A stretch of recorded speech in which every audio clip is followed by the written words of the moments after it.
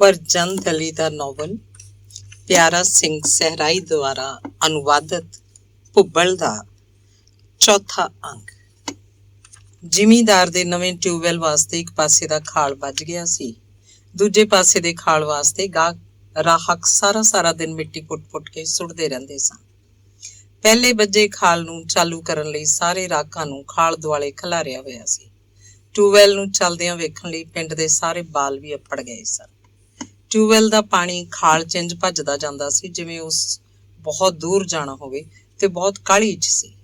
ਖਾਲ ਦੇ ਨਾਲ ਕਈਆਂ ਫੜੀ ਰਾਹਕ ਪਾਣੀ ਨੂੰ ਖਾਲ ਤੋਂ ਬਾਹਰ ਨਿਕਲਣ ਤੋਂ ਡੱਕਣ ਲਈ ਫੁਰਤੀਆਂ ਵਿਖਾ ਰਹੇ ਸਨ। ਪਾਣੀ ਵਰਗਾ ਜ਼ੋਰ ਹੋਰ ਕੋਈ ਨਹੀਂ ਹੁੰਦਾ। ਮਿੱਟੀ ਦੇ ਖਾਲ 'ਚੋਂ ਕਿਧਰੋਂ ਨਾ ਕਿਧਰੋਂ ਸਿਮ ਪੈਂਦਾ, ਵਗਣ ਲੱਗਦਾ। ਖਾਲ ਤੋੜ ਕੇ ਬਾਹਰ ਨਿਕਲ ਆਉਂਦਾ। ਰਾਹਕ ਝੱਟ ਕਾਬੂ ਕਰਨ ਦਾ ਯਤਨ ਕਰਦੇ। ਜ਼ਿਮੀਂਦਾਰ ਉੱਥੇ ਖਲੋਤਾ ਹਰ ਰਾਹਕ ਨੂੰ ਝਾੜ ਪਾਉਂਦਾ, ਗਾਲ ਕੱਢਦਾ, ਇਹ ਚਾਰਾ ਕਰ, ਤੇਰੇ ਕੋਲੋਂ ਟੱਪਾ ਹੀ ਨਹੀਂ ਭਰਿਆ ਜਾਂਦਾ। ਰਾਹਕ ਭੱਜ ਕੇ ਪਾਣੀ ਨੂੰ ਖਾਲ 'ਚ ਕੈਦ ਕਰਨ ਦਾ ਯਤਨ ਕਰਦੇ। ਸ਼ਾਮ ਤੀਕਰ ਖਾਲ ਚਾਲੂ ਹੋ ਗਿਆ ਸੀ। ਸ਼ਾਮ ਨੂੰ ਥੱਕੇ ਟੁੱਟੇ ਜੁੱਸੇ ਨਾਲ ਰਾਹਕ ਘਰ ਨੂੰ ਵਾਪਸ ਪਰਤੇ। ਥਕਾਵਟ ਦੇ ਨਾਲ ਜ਼ਿਮੀਂਦਾਰ ਵੱਲੋਂ ਮਿਲੀਆਂ ਝਾੜਾਂ ਤੇ ਗਾਲਾਂ ਵੀ ਰਾਹਕਾਂ ਦੀ ਰੂਹ ਨੂੰ ਜ਼ਖਮੀ ਕੀਤਾ ਹੋਇਆ ਸੀ। ਆਪਣੇ ਅੰਦਰ ਦਾ ਸਾਰਾ ਗੁੱਸਾ ਤੇ ਸਾੜ ਰਾਹਕ ਸੁਆਣੀਆਂ ਉੱਤੇ ਕੱਢ ਲੈਂਦੀ ਸਨ। ਸੁਆਣੀਆਂ ਆਪਣਾ ਗੁੱਸਾ ਬਾਲਾਂ ਤੇ ਕੱਢ ਲੈਂਦੀਆਂ ਸਨ ਤੇ ਫਿਰ ਬਾਲਾਂ ਨੂੰ ਆਪਣਾ ਗੁੱਸਾ ਕੱਢਣ ਲਈ ਆਪਣੇ ਹਾਣੀਆਂ ਨਾਲ ਲੜਨਾ ਪੈਂਦਾ। ਬਾਲਾਂ ਦੀ ਲੜਾਈ ਨਾਲ ਗੁੱਸਾ ਪਰਤ ਕੇ ਮੁੜ ਸੁਆਣੀਆਂ ਤੀਕਰ ਅੱਪੜ ਜਾਂਦਾ ਤੇ ਫਿਰ ਪਰਤ ਕੇ ਮਰਦਾਂ ਤੀਕਰ ਚਲਾ ਜਾਂਦਾ। ਇਹੀ ਕਾਰਨ ਸੀ ਕਿ ਰਾਕਾਂ ਵਿੱਚ ਤੂੰ ਮੈਂ ਹੁੰਦੀ ਰਹਿੰਦੀ। ਅੰਦਰ ਹੀ ਅੰਦਰ ਕੁੱਟਦੇ ਰਹਿਣਾ ਉਹਨਾਂ ਦੀ ਆਦਤ ਬਣ ਗਈ ਸੀ। ਇੱਕ ਦੂਜੇ ਨਾਲ ਕੌੜਾ ਤੇ ਰੁੱਖਾ ਬੋਲਦੇ, ਨਫ਼ਰਤ ਭਰੀਆਂ ਟਿਚਕਰਾਂ ਕਰਨੀਆਂ ਰਾਕਾਂ ਦੇ ਸੁਭਾਅ ਦਾ ਹਿੱਸਾ ਬਣ ਗਿਆ ਹੋਇਆ ਸੀ। ਟਿਊਬਵੈੱਲ ਦੇ ਪਾਣੀ ਨੂੰ ਖਾਲ 'ਚ ਵਗਦਿਆਂ ਵੇਖਣ ਲਈ ਮੈਂ ਵੀ ਗਿਆ ਸੀ, ਪਰ ਮੇਰੇ ਖਿਆਲ ਪਾਣੀ ਦੇ ਨਾਲ ਵਗਦਾ ਹੋਇਆ ਸ਼ਾਹੂ ਦੇ ਖੋਲਿਆਂ ਤੀਕਰ ਚਲਾ ਜਾਂਦਾ ਸੀ। ਪਾਣੀ ਤੋਂ ਡੇਕ ਤੋਂ ਪੁਲ ਤੇ ਪੁਲ ਤੋਂ ਸ਼ਾਹੂ ਦੇ ਖੋਲਿਆਂ ਤੀਕਰ ਹੀ ਮੇਰੇ ਖਿਆਲ ਦੀ ਉਡਾਰੀ। ਚਾਨਣੀਆਂ ਰਾਤਾਂ ਨੂੰ ਸੁਪਨਿਆਂ 'ਚ ਜ਼ੋਹਰਾ ਨਾਲ ਰੱਜ ਗੱਲਾਂ ਹੁੰਦੀਆਂ। ਜ਼ਰੇ ਇੱਕ ਦੂਜੇ ਨਾਲ ਰੁੱਸਦੇ ਤੇ ਮਨਾਉਂਦੇ, ਖੁੱਲ੍ਹ ਕੇ ਹੱਸਦੇ ਖੇਡਦੇ, ਪਿਆਰ ਕਰਦੇ ਤੇ ਖੁਸ਼ ਹੁੰਦੇ ਸਾਂ। ਉਸ ਦਿਨ ਸੁਪਨੇ ਵਿੱਚ ਮੈਂ ਜ਼ੋਹਰਾ ਦੇ ਚਿੱਟੇ ਦੰਦਾਂ ਨੂੰ ਆਪਣੀ ਉਂਗਲੀ ਨਾਲ ਛੋਹ ਕੇ ਵੇਖ ਰਿਹਾ ਸੀ ਕਿ ਚਾਚੇ ਨੇ ਆ ਜਗਾਇਆ। ਉੱਠੋ ਗੋਗੀ, ਖੂਹ ਜੋ ਬਣਾਏ। ਸੁਪਨਾ ਟੁੱਟਣ ਦਾ ਦੁੱਖ ਹੋਇਆ। ਚਾਚੇ ਉੱਤੇ ਬਹੁਤ ਵੱਟ ਚੜਿਆ। ਕੈਸੇ ਜ਼ਾਲਮ ਲੋਕ ਨੇ, ਆਜ਼ਾਦੀ ਨਾਲ ਸੁਪਨੇ ਵੀ ਨਹੀਂ ਵੇਖਣ ਦਿੰਦੇ। ਮੈਂ ਮਨ ਹੀ ਮਨ 'ਚ ਆਖਿਆ ਤੇ ਪਾਸਾ ਪਰਤ ਕੇ ਫਿਰ ਅੱਖਾਂ ਮੀਟ ਲਈਆਂ। ਚਾਚੇ ਫਿਰ ਜਗਾਇਆ ਤੇ ਮੈਂ ਆਖਿਆ, ਹੁਣ ਤੇ ਟਿਊਬਵੈੱਲ ਚੱਲ ਪਿਆ ਏ, ਖੂਨ ਜੋਬਣ ਦੀ ਕੀ ਲੋੜ ਏ ਚਾਚਾ। ਚਾਚੇ ਮੈਨੂੰ ਧੌਣੋਂ ਫੜ ਕੇ ਲੰਮੇ ਪੈ ਨੂੰ ਬਿਠਾ ਦਿੱਤਾ ਤੇ ਆਖਿਆ, ਟਿਊਬਵੈੱਲ ਦਿਆ ਪੁੱਤਰਾ, ਅਜੇ ਖੂਹ ਹੀ ਵਗਣਾ ਏ। ਟਿਊਬਵੈੱਲ ਦਾ ਪਾਣੀ ਇੱਧਰ ਨਹੀਂ ਆਉਂਦਾ ਤੇ ਨਾ ਆਵੇ, ਮੈਂ ਕੀ ਕਰਾਂ। ਇੰਨਾ ਆਖ ਕੇ ਮੈਂ ਫਿਰ ਲੰਮਾ ਪੈ ਗਿਆ। ਭਾਈਏ, ਸ਼ੇਖੂਪੁਰ ਜਾਣਾ ਏ, ਕੁਝ ਬੀਜ ਲਿਆਣਾ ਏ ਜਵਾਰ ਦਾ। ਬਸ ਤੂੰ ਝੱਟ ਗਾਦੀ ਉੱਤੇ ਹੀ ਤਾਂ ਬਹਿਣਾ ਏ। ਤੂੰ ਆਪੇ ਹੀ ਬਹਿ ਜਾਵੀਂ ਚਾਚਾ, ਮੈਂ ਨਹੀਂ ਬੈਠਦਾ ਤੇਰੀ ਗਾਦੀ ਉੱਤੇ। ਮੇਰੀ ਨਾਂਹ ਨੁੱਕਰ ਸੁਣ ਕੇ ਮੇਰੇ ਪਿਓ ਦੀ ਕੁਰਖਤ ਤੇ ਬੇਰਹਿਮ ਆਵਾਜ਼ ਆਈ, ਉਹ ਉੱਠਣਾ ਏ ਕਿ ਆਵਾਂ ਫੇਰ। ਮੇਰੇ ਲਈ ਇੰਨਾ ਹੀ ਕਾਫੀ ਸੀ। ਚੁੱਪ ਕਰਕੇ ਚਾਚੇ ਅੱਗੇ ਲੱਗ ਟੁਰਿਆ। ਖੂਹ ਜੋਬਣ ਵਾਲਾ ਸਮਾਨ ਚਾਚੇ ਪਹਿਲਾਂ ਹੀ ਤਿਆਰ ਕੀਤਾ ਸੀ। ਚਾਚੇ ਛੱਤ ਨਾਲੋਂ ਟੰਗੇ ਖੋਪੇ ਲਾਏ, ਪੁਰਾਣੀ ਲਈ ਢੱਗਿਆਂ ਨੂੰ ਪੰਜਾਲੀ ਦਿੱਤੀ, ਮੋਢੇ ਤੇ ਕਹੀ ਚੁੱਕੀ ਤੇ ਅਸੀਂ ਖੂਹ ਜੋਬਣ ਟੁਰ ਪਏ। ਖੂਹ ਪਿੰਡ ਤੋਂ ਥੋੜ੍ਹਾ ਜਿਹਾ ਹਟਵਾਂ ਸੀ। ਪਹੇ ਖੂਹ ਵੱਲ ਜਾਂਦਿਆਂ ਹੋਇਆਂ ਢੱਗਿਆਂ ਦੇ ਗਲਦੀਆਂ ਗਾਨੀਆਂ ਤੇ ਘੁੰਗਰੂਆਂ ਤੇ ਟੱਲੀਆਂ ਦੀ ਆਵਾਜ਼ ਬਹੁਤ ਹੀ ਸਰੂਰ ਦੇ ਰਹੀ ਸੀ। ਸਰਗੀ ਵੇਲੇ ਤੇ ਹੋਰ ਹੀ ਸਵਾਦ ਸੀ ਘੁੰਗਰੂਆਂ ਦੀ ਛਣਕਾਰ ਦਾ। ਮੈਨੂੰ ਲੱਗਦਾ ਜਿਵੇਂ ਗਹਿਣੇ ਪਾਈ ਜ਼ੋਹਰਾ ਮੇਰੇ ਮਗਰ ਟੁਰੀ ਆ ਰਹੀ ਹੋਵੇ। ਪਿੱਛੇ ਪਰਤ ਕੇ ਵੇਖਣ ਨਾਲ ਕੁਝ ਵੀ ਨਹੀਂ ਸੀ ਉੱਥੇ। ਘੋਨਾ ਖੂਹ ਸੀ, ਬਿਨਾਂ ਚਨਿਆਂ ਦੇ। ਕਾਂਜਣ ਕਿੱਥੋਂ ਆਉਣੀ ਸੀ। ਲੋਹੇ ਦਾ ਦਵਾਸੀ ਢੋਲ ਚਰਕਲੀ ਲੋਹੇ ਦੇ ਸਨ। ਖੂਹ ਦਾ ਪੜਾਨਾ ਬੇਸਵਾਦ ਤੇ ਉੱਚਾ ਨੀਵਾਂ ਸੀ। ਲੋਹੇ ਦੀ ਲੱਠ ਵੀ ਉਤਾਂ ਉੱਭਰੀ ਹੋਈ ਸੀ। ਕਿਸੇ ਵੀ ਮਿੱਟੀ ਪਾਵਣ ਦੀ ਖੇਚਲ ਨਾ ਕੀਤੀ। ਕਈ ਵੇਰ ਇਸ ਲੱਠ ਉੱਤੇ ਜੋਗ ਨੂੰ ਠੁੱਡੇ ਵੀ ਲੱਗਦੇ ਰਹਿੰਦੇ ਸੀ। ਚਾਚੇ ਜੋਗ ਨੂੰ ਗਾਦੀ ਅੱਗੇ ਜੋ ਕੇ ਟੋਰ ਦਿੱਤਾ ਤੇ ਮੈਨੂੰ ਗਾਦੀ ਤੇ ਬਿਠਾ ਕੇ ਆਖਿਆ, ਜੋਗ ਨੂੰ ਛੇੜੀ ਨਾ, ਆਰਾਮ ਨਾਲ ਟੁਰਨ ਦੇਵੀਂ। ਮੇਰੀਆਂ ਅੱਖਾਂ 'ਚ ਫੇਰ ਨੀਂਦਰ ਦਾ ਜ਼ੋਰ ਹੋਣ ਲੱਗ ਪਿਆ। ਮੈਂ ਸਿਰਫ ਇੰਨਾ ਹੀ ਆਖਿਆ, ਹਲਾ ਦਿਆ ਪੁੱਤਰਾ, ਸੌ ਨਾ ਜਾਵੀਂ, ਧਿਆਨ ਰੱਖਣਾ ਪੈਂਦਾ ਏ। ਜਰੇ ਮਾਲ ਅੜ ਜਾਂਦੀ ਏ।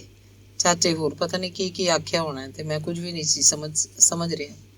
ਮੈਨੂੰ ਮੱਤਾਂ ਦੇਵਣ ਮਗਰੋਂ ਚਾਚਾ ਆਪ ਰੌਣੀ ਅੱਗੇ ਜਾ ਖਲੋਤਾ।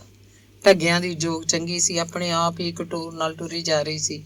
ਖੂਹ ਦੀ ਘੂੰ ਘੂੰ ਤੇ ਢੋਲ ਚਰਖੀ ਦੀ ਉੱਭਰਦੀ ਡੁੱਬਦੀ ਸੁਰ, ਢੱਗਿਆਂ ਦੀਆਂ ਗਾਨੀਆਂ ਦੀ ਟਨ ਟਨ ਤੇ ਛਨ ਛਨ, ਸਾਰੀਆਂ ਸੁਰਾਂ ਰਲ ਕੇ ਇੱਕ ਸਰੂਰ ਦੇਵਣ ਵਾਲਾ ਰਾਗ ਬਣਿਆ ਸੀ। ਸਰਗੀ ਵੇਲੇ ਦਾ ਸੁਹਾਣਾ ਸਮਾਂ ਤੇ ਮਾਂ ਦੀ ਗੋਦ ਵਰਗੀ ਗਾਦੀ 'ਚ ਬੈਠਾ ਮੈਂ ਕਿਸੇ ਰਾਜੇ ਨਾਲੋਂ ਘੱਟ ਨਹੀਂ ਸੀ। ਖੂਹ ਦੇ ਮਿੱਠੇ ਰਾਗ ਮੈਨੂੰ ਲੋਰੀਆਂ ਦੇ ਰਹੇ ਸਨ। ਮੈਂ ਛੇਤੀ ਭੰਗੂੜੇ ਪਏ ਬਾਲ ਵਾਂਗਰ ਘੂਕ ਸੌਂ ਗਿਆ। ਅਚਨਚੇਤ ਮੇਰੇ ਉੱਤੇ ਪਾਣੀ ਦੇ ਛਿੱਟੇ ਪਏ। ਮੇਰੀ ਅੱਖ ਖੁੱਲ ਗਈ ਤੇ ਮੈਂ ਵੇਖਿਆ ਦਿਨ ਚੜਿਆ ਹੋਇਆ ਸੀ। ਮਾਝਾ ਤੇ ਜ਼ੋਹਰਾ ਪਾਣੀ ਭਰਨ ਆਈਆਂ ਹੋਈਆਂ ਸਨ। ਉਹ ਆਪਣੇ ਆਪਣੇ ਘੜੇ ਧੋ ਰਹੀਆਂ ਸਨ। ਮੇਰੇ ਜਾਗਣ ਉੱਤੇ ਦੋਵੇਂ ਮੁਸਕਰਾ ਪਈਆਂ। ਖੂਹ ਦਾ ਰਾਗ ਹੋਰ ਵੀ ਸੋਹਣਾ ਲੱਗਣ ਲੱਗ ਪਿਆ ਸੀ। ਮੈਂ ਅਣਜਾਣੇ ਬਣ ਕੇ ਇੱਕ ਆਕੜੀ ਲਈ ਤੇ ਫਿਰ ਅੱਖਾਂ ਮੀਟ ਲਈਆਂ। ਪਾਣੀ ਦੇ ਛਿੱਟੇ ਆਏ, ਦੋਵੇਂ ਗੁਟਕ ਪਈਆਂ ਸਨ। ਮੈਂ ਵੀ ਮੁਸਕਰਾਉਂਦਾ ਹੋਇਆ ਗਾਦੀ ਤੋਂ ਉਤਰ ਆਇਆ ਤੇ ਪੁੱਛਿਆ, ਮੇਰੇ ਉੱਤੇ ਪਾਣੀ ਕਿਸ ਸੁੱਟਿਆ ਏ? ਅਸਾਂ ਦੋਵਾਂ ਸੁੱਟਿਆ ਏ, ਮਾਝਾ ਬੋਲੀ। ਕਿਉਂ?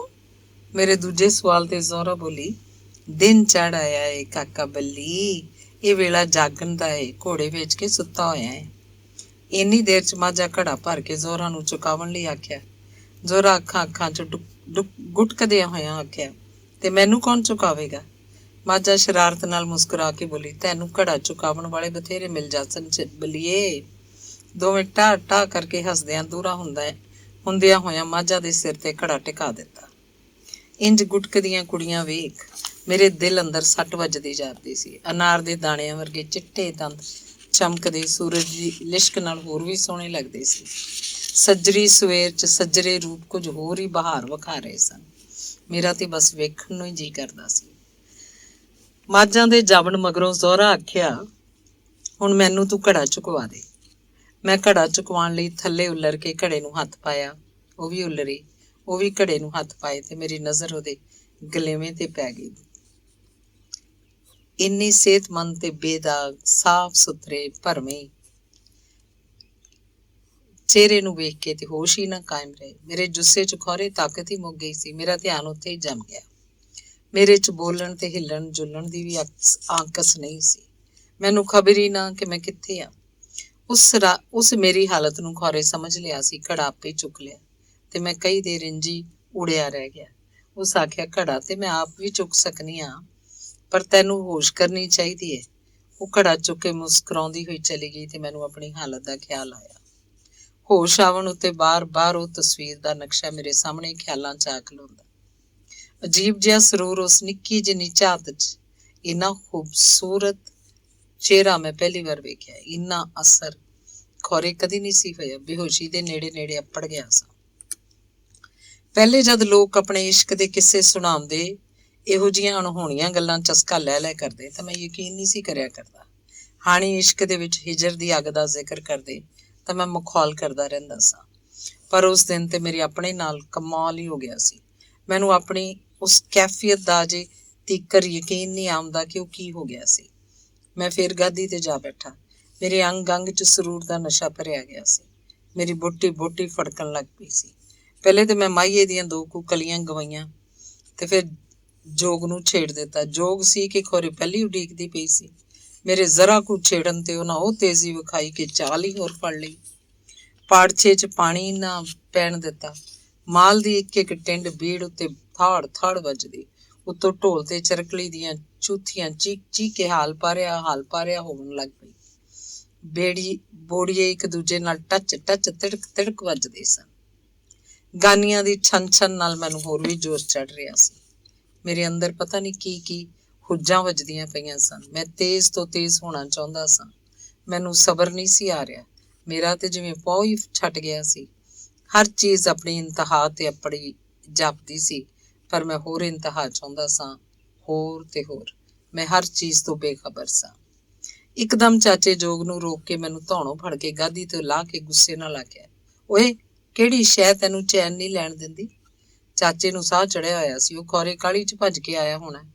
ਉਸ ਹੋਰ ਵੀ ਬਹੁਤ ਕੁਝ ਆਖਿਆ, ਸਗੋਂ ਗਾਲਾਂ ਵੀ ਦਿੱਤੀਆਂ, ਪਰ ਮੈਂ ਕੀ ਜਵਾਬ ਦਿੰਦਾ। ਚਾਚੇ ਆਖਿਆ, ਤੂੰ ਤਾਂ ਹਰ ਸ਼ੈ ਤੋੜ ਕੇ ਬਰਬਾਦ ਕਰ ਦੇਣੀ ਸੀ ਜੇ ਮੈਂ ਨਾ ਆਉਂਦਾ ਤਾਂ।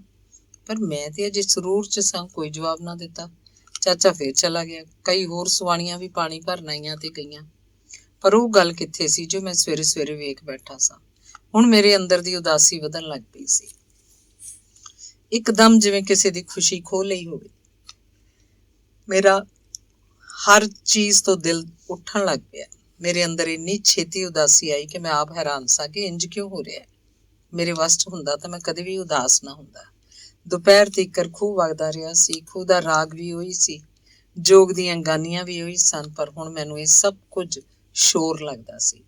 ਜੋਗ ਦੇ ਗਲੇ ਤੋਂ ਮੈਂ ਗਾਨੀਆਂ ਲਾਹ ਕੇ ਰੱਖ ਦਿੱਤੀਆਂ ਸਨ, ਪਰ ਖੂਹ ਦੀਆਂ ਚੀਕਾਂ ਤੇ ਮੇਰੇ ਅੰਦਰ ਦੀਆਂ ਚੀਕਾਂ ਬਣਦੀਆਂ ਜਾਪੀਆਂ ਸਨ। ਪੇਸ਼ੀ ਵੇਲੇ ਦੂਜੀ ਜੋਗ ਜੋ ਦਿੱਤੀ ਗਈ, ਪਿਓ ਸ਼ੇਖੂਪੁਰੇ ਤੋਂ ਪਰਤ ਆਇਆ ਸੀ। ਮੈਨੂੰ ਵੀ ਘਰ ਜਾਵਣ ਦੀ ਆਜ਼ਾਦੀ ਮਿਲ ਗਈ। ਨਾਲ ਹੀ ਇਹ ਹੁਕਮ ਹੋਇਆ ਕਿ ਜੋਗ ਨੂੰ ਲਿਜਾ ਕੇ ਪੱਠੇ ਪਾਵਣੇ ਨਹੀਂ। ਮੈਂ ਪਿਓ ਦੇ ਹੁਕਮ ਉੱਤੇ ਅਮਲ ਕਰਦਿਆਂ ਹੋਇਆਂ ਇੰਝ ਹੀ ਕੀਤਾ। ਨਿੰਮੋ ਝੂਣਾ ਤੇ ਉਦਾਸ ਬੈਠਾ ਸਾਂ ਕਿ ਮਾਂ ਵੇਖ ਕੇ ਪੁੱਛਿਆ, ਕੀ ਗੱਲ ਏ ਗੋਗੀ, ਤੇਰਾ ਮੂੰਹ ਕਿਉਂ ਲੱਥਾ ਹੋਇਆ? ਕੁਝ ਨਹੀਂ ਮਾਂ। ਕੁਝ ਤੇ ਹੈ, ਫਿਰ ਇੰਨਾ ਭੈੜਾ ਕਿਉਂ ਹੋਇਆ ਪਿਆ? ਮੈਂ ਕੋਈ ਭੈੜਾ ਨਹੀਂ ਪਿਆ, ਐਵੇਂ ਸਿਰ ਨੂੰ ਚੱਕਰ ਆ ਗਏ ਸੀ। ਮੇਰੇ ਇਸ ਝੂਠੇ ਬਹਾਨੇ ਤੇ ਮਾਂ ਸਦਕੇ ਵਾਰੀ ਹੁੰਦਿਆਂ ਆਖਿਆ, ਤੂੰ ਬਹੁਤੀ ਦੇਰ ਗਾਦੀ ਉੱਤੇ ਨਹੀਂ ਸੀ ਬਹਿਣਾ, ਥੱਲੇ ਉਤਰ ਆਉਂਦਾ। ਲਿਆ ਮੈਂ ਤੇਰੇ ਸਿਰ ਨੂੰ ਮੁੱਠੀਆਂ ਭਰ ਦਿਆਂ। ਮਾਂ ਮੇਰਾ ਸਿਰ ਦੱਬਣ ਲੱਗ ਪਈ।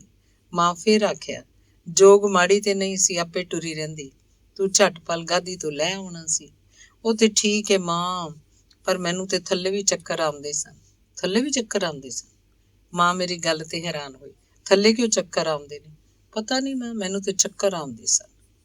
ਮਾਂ ਉੱਠ ਕੇ ਮੇਰੇ ਲਈ ਰੋਟੀ ਲੈ ਆਈ, ਕੱਚੇ ਦੁੱਧ ਦਾ ਗਲਾਸ ਤੇ ਨਾਲ ਗੁੜ ਦੀ ਭੇਲੀ। ਮਾਂ ਆਖਿਆ, ਕਾਕਾ ਕੱਚਾ ਦੁੱਧ ਪੇਸ਼ੀ ਵੇਲੇ ਤੀਕਰ ਠੀਕ ਨਹੀਂ ਰਹਿ ਸਕਦਾ, ਤੂੰ ਆਪਣੀਆਂ ਆਦਤਾਂ ਛੱਡ ਦੇ। ਕਿਹੜੀਆਂ ਆਦਤਾਂ ਮਾਂ? ਤੁਸੀਂ ਤੇ ਮੈਨੂੰ ਐਵੇਂ ਝਾੜਦੇ ਰਹਿੰਦੇ ਹੋ, ਕੀ ਬੁਰਾਈ ਹੈ ਮੇਰੇ 'ਚ? ਕੋਈ ਵੀ ਤੈਨੂੰ ਬੁਰਾ ਨਹੀਂ ਸਮਝਦਾ। ਮਾਂ ਪਿਆਰ ਨਾਲ ਮੇਰੀ ਕੰਧ ਉੱਤੇ ਹੱਥ ਫੇਰਿਆ, ਫਿਰ ਆਖਿਆ, ਤੇਰੇ ਲਈ ਮੈਂ ਗੋਰੀ ਗਾਂ ਸਵੇਰ ਦੀ ਡੱਕੀ ਹੋਈ ਸੀ, ਹੁਣ ਤੂੰ ਆਇਆ ਏ ਤਾਂ ਚੋਈ। ਇਸ ਗੱਲ ਦਾ ਜੇ ਤੇਰੇ ਪਿਓ ਨੂੰ ਮਾਲੂਮ ਹੋਇਆ ਤੇ ਗੁੱਸੇ ਹੋਏਗਾ। ਪਿਓ ਤਾਂ ਗੁੱਸੇ ਹੁੰਦਾ ਹੀ ਰਹਿੰਦਾ ਹੈ ਮਾਂ, ਉਹਦੇ ਹਿਰਦੇ 'ਚ ਜ਼ਹਿਰ ਭਰਿਆ ਹੋਇਆ, ਉਹਨੂੰ ਕਰਨ ਦੇ ਗੁੱਸਾ। ਇੰਝ ਨਹੀਂ ਆਖੀਦਾ ਗੋਗੀ। ਮਾਂ ਹੋਰ ਵੀ ਮੱਤ ਦਿੱਤੀ ਹੋਣੀ ਹੈ, ਪਰ ਮੈਂ ਤੇ ਰੋਟੀ ਖਾ ਕੇ ਬਾਹਰ ਨਿਕਲ ਗਿਆ।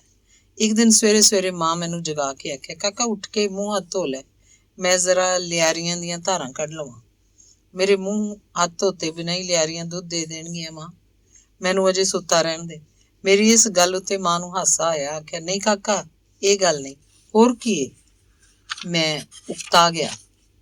ਆਏ ਹਾਏ, ਇਸ ਮੁੰਡੇ ਨਾਲ ਮੈਂ ਗੱਲਾਂ 'ਚ ਰੁੱਝੀ ਹੋਈਆਂ, ਉਧਰ ਬੱਚਾ ਗਾਂ ਚੁੰਗੀ ਜਾਂਦਾ ਹੈ। ਮਾਂ ਨੇ ਜਾ ਕੇ ਬੱਚੇ ਨੂੰ ਗਾਂ ਕੋਲੋਂ ਪਾਸੇ ਕੀਤਾ, ਦੋਣਾ ਲੈ ਕੇ ਗਾਂ ਨੂੰ ਚੋਣ ਲੱਗ ਪਈ। ਨਾਲ ਹੀ ਮੈਨੂੰ ਆਖਣ ਲੱਗੀ, ਅੱਜ 11ਵੀਂ ਸ਼ਰੀਫ ਏ, ਆਪਣੀ ਮਾਸੀ ਨੂੰ ਵੀ ਦੁੱਧ ਦੇ ਆ। ਮੈਂ ਉੱਠ ਕੇ ਬੈਠ ਗਿਆ, ਸੋਚਣ ਲੱਗ ਪਿਆ, ਕੌਣ ਮਾਸੀ? ਇੱਥੇ ਤਾਂ ਮੇਰੀ ਕੋਈ ਮਾਸੀ ਨਹੀਂ ਰਹਿੰਦੀ। ਮੈਂ ਪੁੱਛਿਆ, ਕਿਹੜੀ ਮਾਸੀ ਇੱਥੇ ਮਾਂ? ਤੇਰੀ ਮਾਸੀ ਬਸ਼ੀਰਾ। ਕੌਣ ਮਾਸੀ ਬਸ਼ੀਰਾ? ਮੈਨੂੰ ਤੇ ਕੁਝ ਪਤਾ ਨਹੀਂ, ਹੁਣ ਕਿੱਥੋਂ ਨਿਕਲੀ ਏ ਮਾਸੀ? ਉਸ ਦਿਨ ਤੇ ਬੜਾ ਨਿੱਠ ਕੇ ਬੈਠਾ ਹੋਇਆ ਸੀ ਮਾਸੀ ਕੋਲ, ਅੱਜ ਤੈਨੂੰ ਚੇਤਾ ਹੀ ਨਹੀਂ। ਮੈਨੂੰ ਅਜੇ ਵੀ ਕੁਝ ਸਮਝ ਨਹੀਂ ਆਈ। ਮੈਂ ਹੈਰਾਨ ਸਾਂ। ਭੂਆ ਵਿਹੜੇ 'ਚ ਬੋਕਰ ਦੇ ਰਹੀ ਸੀ, ਮੇਰੇ ਵੱਲ ਵੇਖ ਕੇ ਮੁਸਕਰਾਈ ਤੇ ਆਖਿਆ, ਉਹ ਜਿਹੜੇ ਨਵੇਂ ਆਏ ਨੇ ਭਗਤਪੁਰੇ ਦੇ ਅਰਾਈ ਲੋਕ। ਮੈਨੂੰ ਸਮਝ ਆ ਗਈ। ਮੇਰੇ ਮਨ ਦੇ ਅੰਦਰੋਂ ਬਿਜਲੀ ਵਾਂਗ ਲਹਿਰਾਂ ਉੱਠੀਆਂ।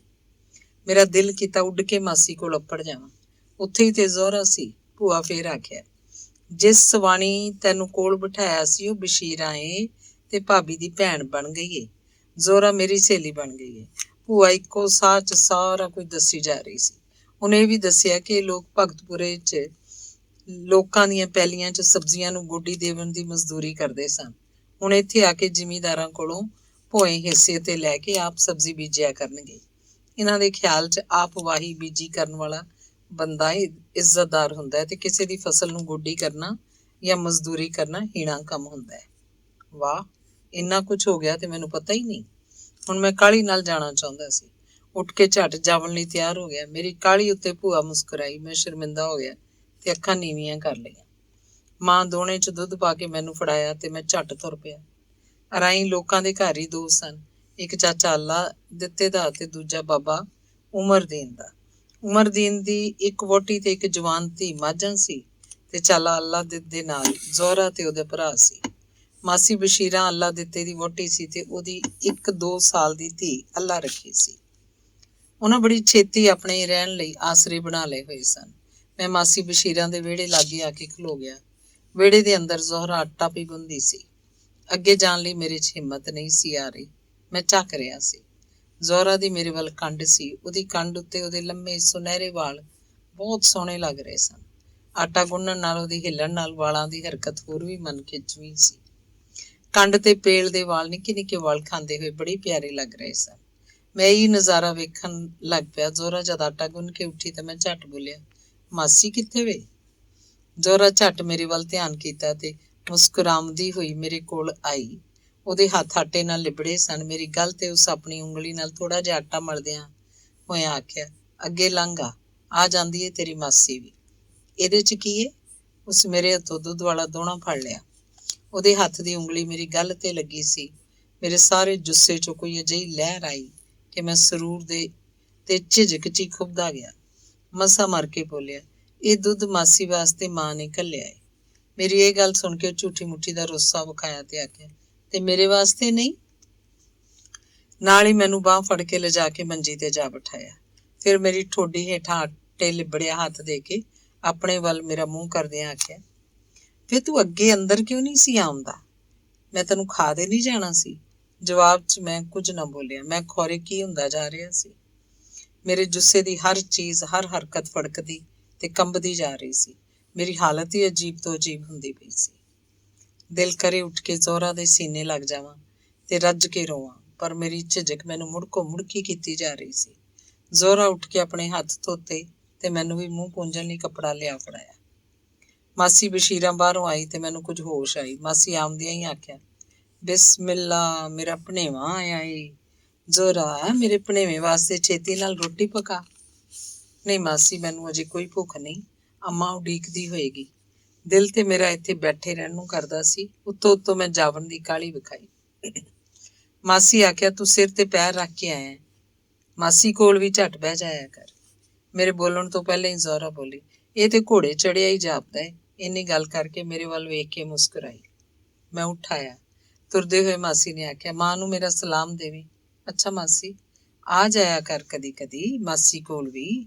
ਪਿੱਛੋਂ ਫਿਰ ਮਾਸੀ ਨੇ ਆਖਿਆ। ਮੈਂ ਘਰ ਪਰਤ ਆਇਆ। ਪਤਾ ਨਹੀਂ ਮੈਨੂੰ ਕੀ ਝਾਕਾ ਸੀ ਕਿ ਡਰ ਸੀ। ਜ਼ੋਰਾ ਨੂੰ ਮਿਲਣ ਨੂੰ ਚਿੱਤ ਜੀ ਬਹੁਤ ਕਰਦਾ, ਪਰ ਵਿਹੜੇ ਨਾ ਵੜਦਾ। ਬਾਹਰੋਂ ਹੀ ਝਾਤੀਆਂ ਮਾਰਦਾ ਸੀ। ਅੰਗ 5ਵਾਂ। ਲੰਡੂ ਦਾ ਹਾਲ ਸ਼ਦਾਈਆਂ ਵਾਂਗ ਹੋ ਗਿਆ ਸੀ। ਰਾਤ ਦੀ ਹੋਸ਼ ਨਾ ਦਿਨ ਦੀ ਖਬਰ।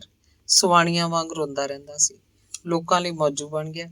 ਜਿਹੜਾ ਮਿਲਦਾ ਹੀ ਪੁੱਛਦਾ, ਓਏ ਲੰਡੂ, ਹੋਸ਼ਾਂ ਤਾਂ ਉੱਡ ਗਈਆਂ। ਲੰਡੂ ਵੀ ਇਕਰਾਰ ਕਰਦਾ ਤੇ ਹੌਕੇ ਭਰਦਾ ਬੋਲਦਾ, ਆਹੋ ਜੀ, ਹੋਸ਼ਾਂ ਉੱਡ ਗਈਆਂ। ਘਰ 'ਚ ਇੱਕ ਪਲ ਵੀ ਨਹੀਂ ਸੀ ਟਿਕਦਾ। ਆਉਂਦਾ ਤੇ ਚਲਾ ਜਾਂਦਾ। ਮੇਰਾ ਉਹਨਾਂ ਦੇ ਘਰ ਆਵਣ ਜਾਣ ਸੀ। ਲੰਘਦਿਆਂ ਹੋਇਆਂ ਗਲੀ 'ਚ ਵੀ ਲੰਡੂ ਨਾਲ ਸਾਹਮਣਾ ਹੋ ਜਾਇਆ ਕਰਦਾ ਸੀ। ਇੱਕ ਸ਼ਾਮ ਨੂੰ ਮਿਲਿਆ ਤੇ ਮੈਂ ਆਖਿਆ, ਓਏ ਚਾਚਾ, ਕਿਉਂ ਲੁਕਾਈ ਲਈ ਮੌਜੂ ਬਣਿਆ ਹੋਇਆ? ਕੁਝ ਹੋਸ਼ ਕਰ। ਰਾਤ ਦਿਨ ਤੇਰੀ ਜ਼ੁਬਾਨ ਤੇ ਹੋਸ਼ਾਂ ਹੀ ਰਹਿੰਦੀ ਏ। ਕੁਝ ਮਾਪਿਆਂ ਦਾ ਵੀ ਖਿਆਲ ਕਰ। ਜਵਾਬ 'ਚ ਉਸ ਆਖਿਆ, ਓਏ ਗੋਗੀ, ਤੂੰ ਵੀ ਲੋਕਾਂ ਵਾਂਗ ਤਾਨੇ ਮਾਰਦਾ ਹੈ। ਉਹ ਬੜਾ ਉਦਾਸ ਸੀ। ਤੈਨੂੰ ਮੈਂ ਭਤੀਜਾ ਨਹੀਂ, ਆਪਣਾ ਬੇਲੀ ਸਮਝਦਾ ਵਾਂ, ਪਰ ਤੂੰ ਤੇ ਪੱਛ ਲਾਣਾ ਏ। ਮੇਰੇ ਪੱਛਾਂ ਤੇ ਲੂਣ ਧੂੜਨਾ ਏ। ਇੰਨੀ ਗੱਲ ਕਰਕੇ ਉਹ ਚਲਾ ਗਿਆ। ਲੰਡੂ ਦੀ ਗੱਲ ਸੁਣ ਕੇ ਮੇਰੇ ਮਨ ਵਿੱਚ ਬੜਾ ਹੀ ਦਰਦ ਭਰਿਆ ਗਿਆ। ਵਿਚਾਰੇ ਦੀ ਕੀ ਹਾਲਤ ਬਣੀ ਹੋਈ। ਕੋਈ ਵੀ ਤੇ ਇਹਦੇ ਨਾਲ ਹਮਦਰਦੀ ਨਹੀਂ ਕਰਦਾ। ਸੱਚੀ ਗੱਲ ਏ, ਪਹਿਲੇ ਵੀ ਮੈਂ ਆਖਿਆ ਸੀ, ਚਾਚਾ ਤੂੰ ਹੋਸ਼ਾਂ ਦੇ ਘਰ ਜਨਮ ਲੈ ਲੈਂਦੋ ਤੇ ਚੰਗਾ ਸੀ। ਉਦੋਂ ਵੀ ਮੇਰੇ ਮੂੰਹੋਂ ਮੰਦਾ ਨਿਕਲਿਆ ਸੀ ਤੇ ਹੁਣ ਵੀ ਮੈਂ ਕੋਈ ਚੰਗੀ ਗੱਲ ਨਹੀਂ ਸੀ ਕੀਤੀ। ਗਲੀ 'ਚੋਂ ਜਾਂਦੇ ਨੂੰ ਮੈਂ ਗੌਰ ਨਾਲ ਵੇਖਿਆ ਤਾਂ ਉਹਦੇ ਕਦਮ ਡੋਲਦੇ ਹੋਏ ਦਿਸਦੇ ਸਨ। ਬੇਮਕਸਦ ਟੁਰਿਆ ਜਾਂਦਾ ਸੀ। ਜਿਵੇਂ ਜਿਹੜੇ ਪਾਸੇ ਹੋਸ਼ਾਂ ਦੇ ਪੇਕੇ ਰਹਿੰਦੇ ਸਨ, ਉਸੇ ਪਾਸੇ ਪਿੰਡੋਂ ਬਾਹਰ ਜਾ ਕੇ ਖਾਲੀ ਖੋਲਿਆਂ ਵੱਲ ਤੱਕੀ ਜਾਂਦਾ ਸੀ, ਜਿਵੇਂ ਮੈਂ ਸ਼ਾਹੂ ਦੇ ਖੋਲਿਆਂ ਵੱਲ ਧਿਆਨ ਲਾਈ ਰੱਖਣਾ ਵਾ। ਸਾਰੀ ਰਾਤ ਉੱਥੇ ਹੀ ਬੈਠਾ ਰਹਿੰਦਾ ਸੀ। ਲੰਡੂ ਦੀ ਮਾਂ ਜੇ ਉੱਥੋਂ ਨਾ ਭਾਲ ਕਰੇ ਤਾਂ ਲੰਡੂ ਖੌਰੇ ਬਿਨਾਂ ਖਾਦਿਆਂ ਪੀਤਿਆਂ ਹੀ ਉੱਥੇ ਬੈਠਾ ਰਵੇ ਤੇ ਪੂਰਾ ਹੋ ਜਾਵੇ। ਉਹਦੀ ਮਾਂ ਕੋਲੋਂ ਉਹਦੀ ਇਹ ਹਾਲਤ ਦੇਖੀ ਨਾ ਗਈ। ਆਖਰ ਮਾਂ ਸੀ, ਪੁੱਤਰ ਦੀ ਜਿੱਦ ਅੱਗੇ ਸਿਰ ਨੀਵਾਂ ਕਰ ਲਿਆ। ਮਾਂ ਧੀ ਨੂੰ ਰਾਜ਼ੀ ਕਰ ਲਿਆ। ਪਤਾ ਨਹੀਂ ਕਿਵੇਂ ਹੋਸ਼ਾਂ ਨੂੰ ਖਬਰ ਕਰਤੀ ਗਈ ਤੇ ਵਿਆਹ ਦੀ ਤਾਰੀਖ ਪੱਕੀ ਹੋ ਗਈ। ਲੰਡੂ ਦਾ ਤੇ ਨਿਕਾਹ ਹੋਣਾ ਸੀ, ਪਰ ਉਹਦੀ ਭੈਣ ਲਈ ਤੇ ਵਾਜੇ ਵੱਜਣੇ ਸਨ। ਲਾੜੇ ਸਿਹਰੇ ਬਣਨੇ ਸਨ। ਲੰਡੂ ਦੇ ਬਿਨਾਂ ਸਿਹਰਿਆਂ ਤੇ ਵਾਜਿਆਂ ਹੀ ਖੁਸ਼ ਸੀ। ਚਾਈਂ ਭੈਣ ਦੇ ਵਿਆਹ ਦੀ ਤਿਆਰੀ 'ਚ ਰੁੱਝਾ। ਮੈਂ ਵੀ ਲੰਡੂ ਦੇ ਨਾਲ ਹੱਥ ਪੁਆਵਣ ਲੱਗ ਪਿਆ। ਕਦੀ ਉਹਦੇ ਨਾਲ ਰਲ ਕੇ ਬਾਹਰੋਂ ਬਾਲਣ ਵੱਢ ਕੇ ਲਿਆਉਂਦਾ, ਕਦੀ ਕੋਈ ਹੋਰ ਨਿੱਕਾ ਮੋਟਾ ਕੰਮ ਕਰਵਾ ਦਿੰਦਾ ਸਾਂ। ਵਿਆਹ ਦੇ ਦਿਨ ਨੇੜੇ ਆ ਗਏ। ਇੱਕ ਰਾਤ ਪਹਿਲੇ ਮੈਨੂੰ ਸੜਕ ਉੱਤੇ ਰੋਂਦੂ ਮਿਲਿਆ। ਮੈਂ ਪੁੱਛਿਆ, ਅੱਜ ਕਿਹੜੇ ਘਰ ਨੂੰ ਠੱਗਿਆ ਓਏ ਰੋਂਦੂ? ਰੋਂਦੂ ਹੱਸਦਿਆਂ ਹੋਇਆ ਮੈਨੂੰ ਛੁੱਲੀਆਂ ਪਟਾਕੇ ਵਿਖਾਏ ਜਿਹੜੇ ਉਹ ਖਰੀਦ ਕੇ ਸ਼ਹਿਰੋਂ ਲੈ ਕੇ ਆਇਆ ਸੀ। ਬੋਲਿਆ, ਇਹ ਵੇਖ, ਲੰਡੂ ਦੇ ਵਿਆਹ ਲਈ ਛੁੱਲੀਆਂ ਪਟਾਕੇ ਆਪਣੇ ਪੱਲਿਓਂ ਖਰੀਦ ਕੇ ਲਿਆਇਆ ਵਾਂ। ਆਪਣੇ ਪੱਲਿਓਂ, ਉਹਨੇ ਜ਼ੋਰ ਪਾ ਕੇ ਆਖਿਆ ਸੀ। ਹੁਣ ਲੰਡੂ ਨੂੰ ਵੀ ਠੱਗਣਾ ਚਾਹੁੰਦਾ ਏ? ਮਾਂ ਦੀਆਂ ਖਸਮਾਂ, ਮੇਰੇ ਮੂੰਹੋਂ ਨਿਕਲਿਆ। ਤੂੰ ਸੜਦਾ ਹੀ ਰਹਿਣਾ ਹੈ। ਰੋਂਦੂ ਆ ਕੇ ਚਲਾ ਗਿਆ। ਮੈਂ ਸੋਚਣ ਲੱਗ ਪਿਆ ਕਿ ਰੋਂਦੂ ਦੇ ਠੱਗਣ ਦਾ ਤਰੀਕਾ ਕੀ ਹੈ। ਪਹਿਲੇ ਅਗਲੇ ਨੂੰ ਆਪਣਾ ਬਣਾਉਂਦਾ ਏ ਤੇ ਫਿਰ ਉਹਦੇ ਕੋਲ ਜੋ ਵੀ ਠੱਗਿਆ ਜਾਂਦਾ ਠੱਗ ਲੈਂਦਾ ਏ। ਠੱਗੀਚਣ ਵਾਲਾ ਬੁਰਾ ਵੀ ਨਹੀਂ ਸਮਝਦਾ, ਸਗੋਂ ਰੋਂਦੂ ਦਾ ਬੇਲੀ ਬਣਿਆ ਰਹਿੰਦਾ ਏ। ਪਰ ਮੈਂ ਤੇ ਇੰਜ ਨਹੀਂ ਕਰ ਸਕਦਾ, ਨਾ ਕਿਸੇ ਨੂੰ ਵੀ ਠੱਗਣਾ, ਨਾ ਕਿਸੇ ਨੂੰ ਠੱਗਣਾ, ਨਾ ਠਗੀਚਣਾ। ਸਿੱਧੀ ਡੰਡੀ ਉੱਤੇ ਜਾਵਣਾ ਤੇ ਸਿੱਧੀ ਡੰਡੀ ਉੱਤੇ ਆਵਣਾ। ਇੰਜ ਸਿੱਧੇ ਸੁਭਾਅ ਤੇ ਸਾਫ਼ ਗੋਈ ਦਾ ਕੌਣ ਬੇਲੀ ਹੋ ਸਕਦਾ ਹੈ? ਕੌਣ ਬੇਲੀ ਰਹਿ ਸਕਦਾ ਹੈ? ਲੋਕ ਤੇ ਧੋਖਾ ਖਾਵਣ ਦੇ ਫਰੇਬ ਪਸੰਦ ਨੇ, ਲਾਰੇ ਲੱਪੇ 'ਚ ਹੀ ਖੁਸ਼ ਰਹਿਣ ਵਾਲੇ, ਜੂਆ ਖੇਡਣ ਵਾਲੇ, ਕੁਝ ਖੇਵਣ ਤੇ ਕੁਝ ਖੁਆਵਣ ਲਈ ਹਰ ਵੇਲੇ ਤਿਆਰ ਰਹਿੰਦੇ ਜਾਪਦੇ ਸਨ। ਮੈਨੂੰ ਇਹ ਸਾਰਾ ਕੁਝ ਪਸੰਦ ਨਹੀਂ ਸੀ। ਫਿਰ ਮੈਨੂੰ ਭਲਾ ਕੌਣ ਪਸੰਦ ਕਰਦਾ? ਰੋਂਦੂ ਨੇ ਲੰਡੂ ਦੇ ਵਿਆਹ 'ਚ ਬਹੁਤ ਖੁਸ਼ੀ ਤੇ ਜੋਸ਼ ਵਿਖਾਇਆ ਸੀ। ਛੁਰਲੀਆਂ ਪਟਾਕੇ ਚਲਾਏ ਸੀ, ਹੋਸ਼ਾਂ ਤੇ ਲੰਡੂ ਨੂੰ ਮਿਠਾਈ ਵੀ ਖਵਾਈ ਸੀ। ਲੰਡੂ ਤੇ ਹੋਸ਼ਾਂ ਦੋਵੇਂ ਖੁਸ਼ ਵੀ ਬਹੁਤ ਸਨ। ਰੋਂਦੂ ਉੱਤੇ ਇਤਬਾਰ ਵੀ ਕਰਨ ਲੱਗ ਪਏ ਸਨ। ਮੇਰੇ ਪੱਲੇ ਤੇ ਕੁਝ ਵੀ ਨਹੀਂ ਸੀ। ਮੈਂ ਆਪਣੇ ਬੇਲੀ ਲੰਡੂ ਉੱਤੇ ਕੀ ਵਾਰ ਸਕਦਾ ਸਾਂ? ਮੇਰੀ ਬੇਵਸੀ ਉੱਤੇ ਰੋਂਦੂ ਮੇਰੇ ਵੱਲ ਮੁਸਕਰਾ ਵੇਖਦਾ ਸੀ। ਲੰਡੂ ਦੇ ਵਿਆਹ 'ਚ ਉਸ ਲੀੜੇ ਵੀ ਨਵੇਂ ਪਾਏ ਸਨ ਤੇ ਜੁੱਤੀ ਵੀ ਗੁਰਗਾਬੀ ਸੀ। ਸੱਜੇ ਹੱਥ ਦੀ ਉਂਗਲੀ 'ਚ ਇੱਕ ਸੋਨੇ ਦੀ ਮੁੰਦਰੀ ਵੀ ਪਾਈ ਸੀ। ਮੈਂ ਸਾਰਾ ਕੁਝ ਨਹੀਂ ਸੀ ਕਰ ਸਕਦਾ, ਮੈਥੋਂ ਨਹੀਂ ਸੀ ਹੋ ਸਕਦਾ। ਫਿਰ ਵੀ ਮੈਂ ਆਪਣੀ ਉਲਝਣ ਭੁੱਲ ਕੇ ਲੰਡੂ ਦੇ ਵਿਆਹ ਤੇ ਬਹੁਤ ਖੁਸ਼ ਸਾਂ। ਹੋਸ਼ਾਂ ਨੂੰ ਆਪਣੀ ਵਹੁਟੀ ਬਣਾ ਕੇ ਲੰਡੂ ਵੀ ਤੇ ਬਹੁਤ ਖੁਸ਼ ਸੀ। ਵਿਆਹ ਤੋਂ ਅਗਲੇ ਦਿਨ ਬਸ਼ੀਰਾ ਸਾਡੇ ਘਰ ਆਈ।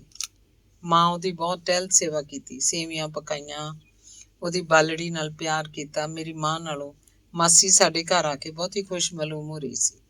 ਹੱਸ ਗੱਲਾਂ ਕਰਦੀ, ਗੁਟਕਦੀ ਵਾਹਵਾ ਲੱਗਦੀ ਸੀ। ਉਹਦੇ ਸਿਰ ਤੋਂ ਕੁਵਾਰੀਆਂ ਵਾਂਗ ਚੁੰਨੀ ਡਿੱਗ ਪੈਂਦੀ ਸੀ। ਮੇਰੀ ਮਾਂ ਨੂੰ ਭੈਣ ਕਹਿ ਕੇ ਬੁਲਾਉਂਦੀ ਸੀ। ਮਾਂ ਉਹਦਾ ਨਾਂ ਲੈ ਕੇ ਗੱਲ ਕਰਦੀ, ਨਹੀਂ ਬਸ਼ੀਰਾ, ਤੂੰ ਮੇਰੀ ਛੋਟੀ ਭੈਣ ਵਾਂਗ ਰਹੇ, ਜਦ ਜੀ ਕਰੇ ਆ ਜਾਇਆ ਕਰ। ਤੇ ਮਾਸੀ ਬਸ਼ੀਰਾ ਹੱਸ ਕੇ ਆਖਦੀ, ਜੇ ਮੇਰਾ ਜੀ ਚੰਦਰਾ ਰੋਜ਼ ਹੀ ਘਰ ਆਇਆ ਤਾਂ? ਮਾਂ ਆਖਦੀ, ਬਿਸਮਿਲ੍ਲਾ, ਤੂੰ ਜੰਮ ਆ, ਤੈਨੂੰ ਕੋਈ ਮੋੜ ਏ ਬਸ਼ੀਰਾ? ਤੇਰਾ ਆਪਣਾ ਘਰ ਏ। ਦੋਵੇਂ ਭੈਣਾਂ ਇੱਕ ਦੂਜੇ ਨਾਲ ਝਟਕ ਹੱਸਦੀਆਂ, ਦੁੱਖ ਸੁੱਖ ਦੀਆਂ ਗੱਲਾਂ ਕਰਦੀਆਂ ਰਹੀਆਂ। ਜਦ ਮਾਸੀ ਉੱਠ ਕੇ ਜਾਣ ਲੱਗੀ ਤਾਂ ਮਾਂ ਆਖਿਆ, ਜਰਾ ਦੀ ਜਰਾ ਬਹਿ ਜਾ ਬਸ਼ੀਰਾ, ਪਹਿਲੀ ਵਾਰ ਆਈ ਏ, ਖਾਲੀ ਹੱਥ ਤੇ ਮੈਂ ਨਹੀਂ ਜਾਣ ਦੇਣਾ। ਮਾਂ ਅੰਦਰ ਜਾ ਕੇ ਇੱਕ ਭਾਂਡੇ 'ਚ ਅੱਧਾ ਕੁ ਸੇਰ ਦੇਸੀ ਘਿਓ ਤੇ ਇੱਕ ਕੱਪੜੇ 'ਚ 6-7 ਸੇਰ ਸੱਤੂ ਬੰਨ ਲਿਆਈ। ਲੈ ਭੈਣੇ, ਤੇਰੀ ਧੀ ਵਾਸਤੇ ਨੇ। ਮਾਸੀ ਬਸ਼ੀਰਾ ਮਾੜੀ ਮੋਟੀ ਰਵਾਇਤੀ ਨਾ ਨੁੱਕਰ ਕੀਤੀ ਤੇ ਫਿਰ ਦੋਵੇਂ ਸ਼ੈਆਂ ਬਿਸਮਿਲ੍ਲਾ ਕਰਕੇ ਕਬੂਲ ਕਰ ਲਈਆਂ। ਮੇਰੇ ਲਈ ਮਾਂ ਦਾ ਹੁਕਮ ਹੋਇਆ ਕਿ ਮਾਸੀ ਦੇ ਨਾਲ ਜਾ ਕੇ ਸੱਤੂ ਉਹਨਾਂ ਦੇ ਘਰ ਅਪੜਾ ਆਵਾਂ। ਭਲਾ ਮਾਸੀ ਦੇ ਘਰ ਜਾਣ ਤੋਂ ਮੈਨੂੰ ਕਿਹੜਾ ਇਨਕਾਰ ਸੀ? ਮੇਰਾ ਤੇ ਦਿਲ ਕਰਦਾ ਸੀ ਕਿ ਮਾਸੀ ਤੋਂ ਵੀ ਪਹਿਲਾਂ ਅਪੜ ਜਾਵਾਂ। ਮੈਂ ਸੱਤੂ ਸਿਰ ਤੇ ਚੁੱਕ ਲਏ ਤੇ ਘਿਓ ਵਾਲਾ ਭਾਂਡਾ ਹੱਥ 'ਚ ਲਮਕਾ ਲਿਆ। ਮਾਸੀ ਤੋਂ ਵੀ ਕਾਲਾ ਉੱਠ ਤੁਰਿਆ, ਬਹੁਤ ਹੀ ਅੱਗੇ 5-7 ਪੈਲੀਆਂ ਦੀ ਵਿੱਥ ਤੇ ਸ਼ਾਹੂ ਦੇ ਖੋਲੇ ਸਨ।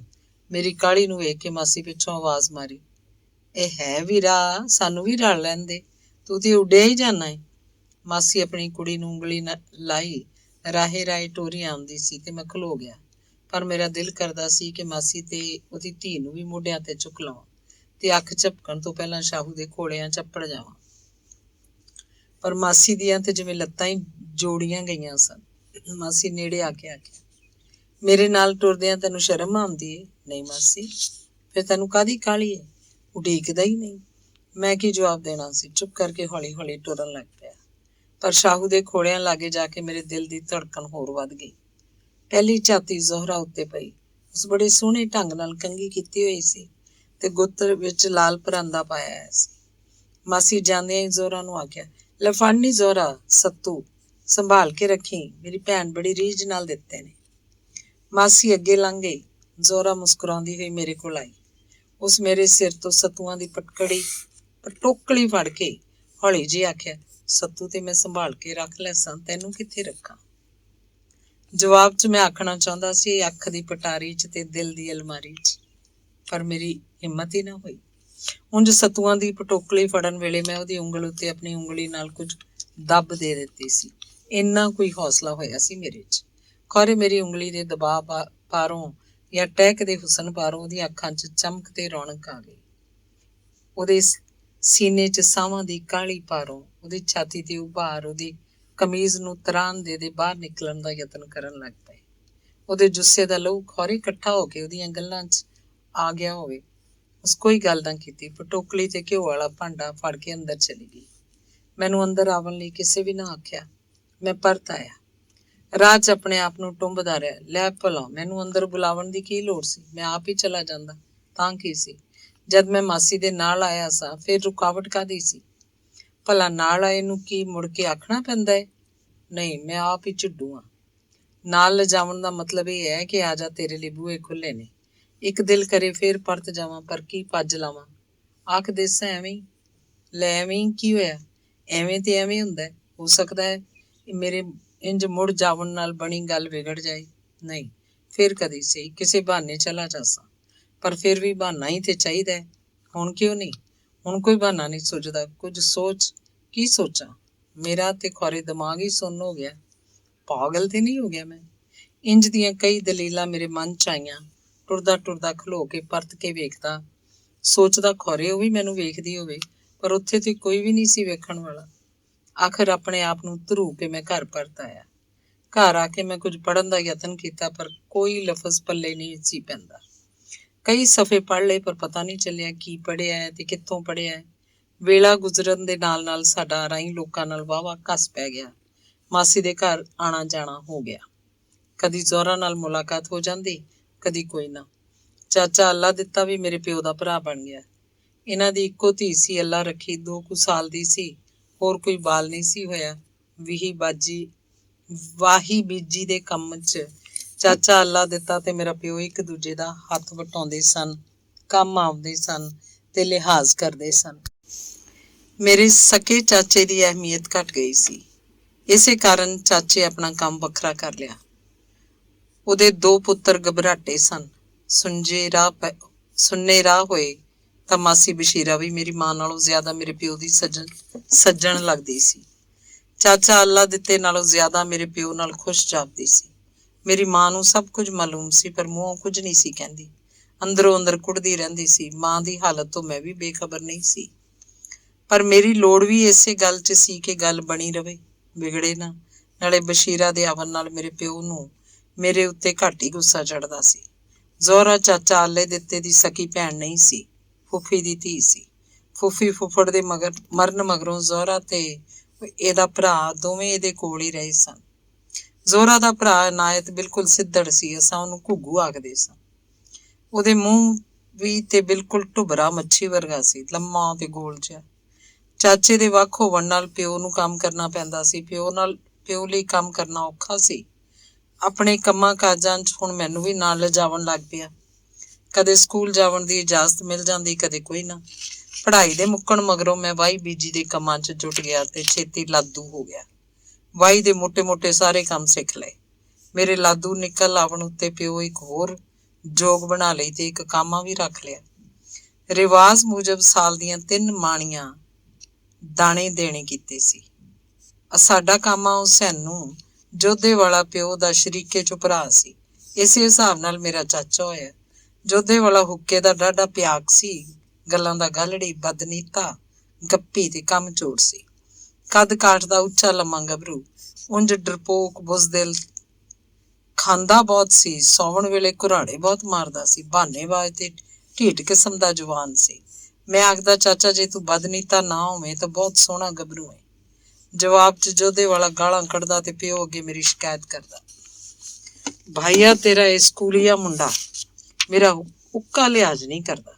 ਪਿਓ ਮੈਨੂੰ ਝਾੜ ਪਾਉਂਦਾ ਤੇ ਸਾਊ ਅਸੀਲ ਲੈਣ ਦੀ ਨਸੀਹਤ ਕਰਦਾ। ਸਾਵਨੀ ਸ਼ੁਰੂ ਸੀ, ਔੜ ਲੱਗੀ ਹੋਈ ਸੀ। ਅੱਜ ਪਹਿਲੇ ਦਿਨ ਹੁਸੈਨ ਨੂੰ ਜੋਧੇ ਵਾਲਾ ਤੇ ਮੈਂ ਹਰਨਾਲੀਆਂ ਕਰਕੇ ਪੈਲੀਆਂ ਦੇ ਵਿੱਚ ਹਲ ਜੋਵਣ ਗਏ। ਝੋਨੇ ਵਾਸਤੇ ਕਦੇ ਤਿਆਰ ਕਰਨਾ ਸੀ। ਲੋਕ ਵੀ ਹਰ ਪਾਸੇ ਆਪਣੀਆਂ ਆਪਣੀਆਂ ਪੈਲੀਆਂ 'ਚ ਕੱਦੇ ਮਾਰ ਰਹੇ ਸਨ ਤੇ 4 ਚੁਫੇਰੇ ਪਾਣੀ ਸੀ। ਹਾਲੀਆਂ ਦੇ ਛਪਲ ਹੋ ਰਹੀ ਸੀ। ਜੋਧੇ ਵਾਲੇ ਹਲ ਅੱਗੇ ਲਾ ਲਿਆ ਤੇ ਮੇਰਾ ਹਲ ਪਿੱਛੇ ਸੀ।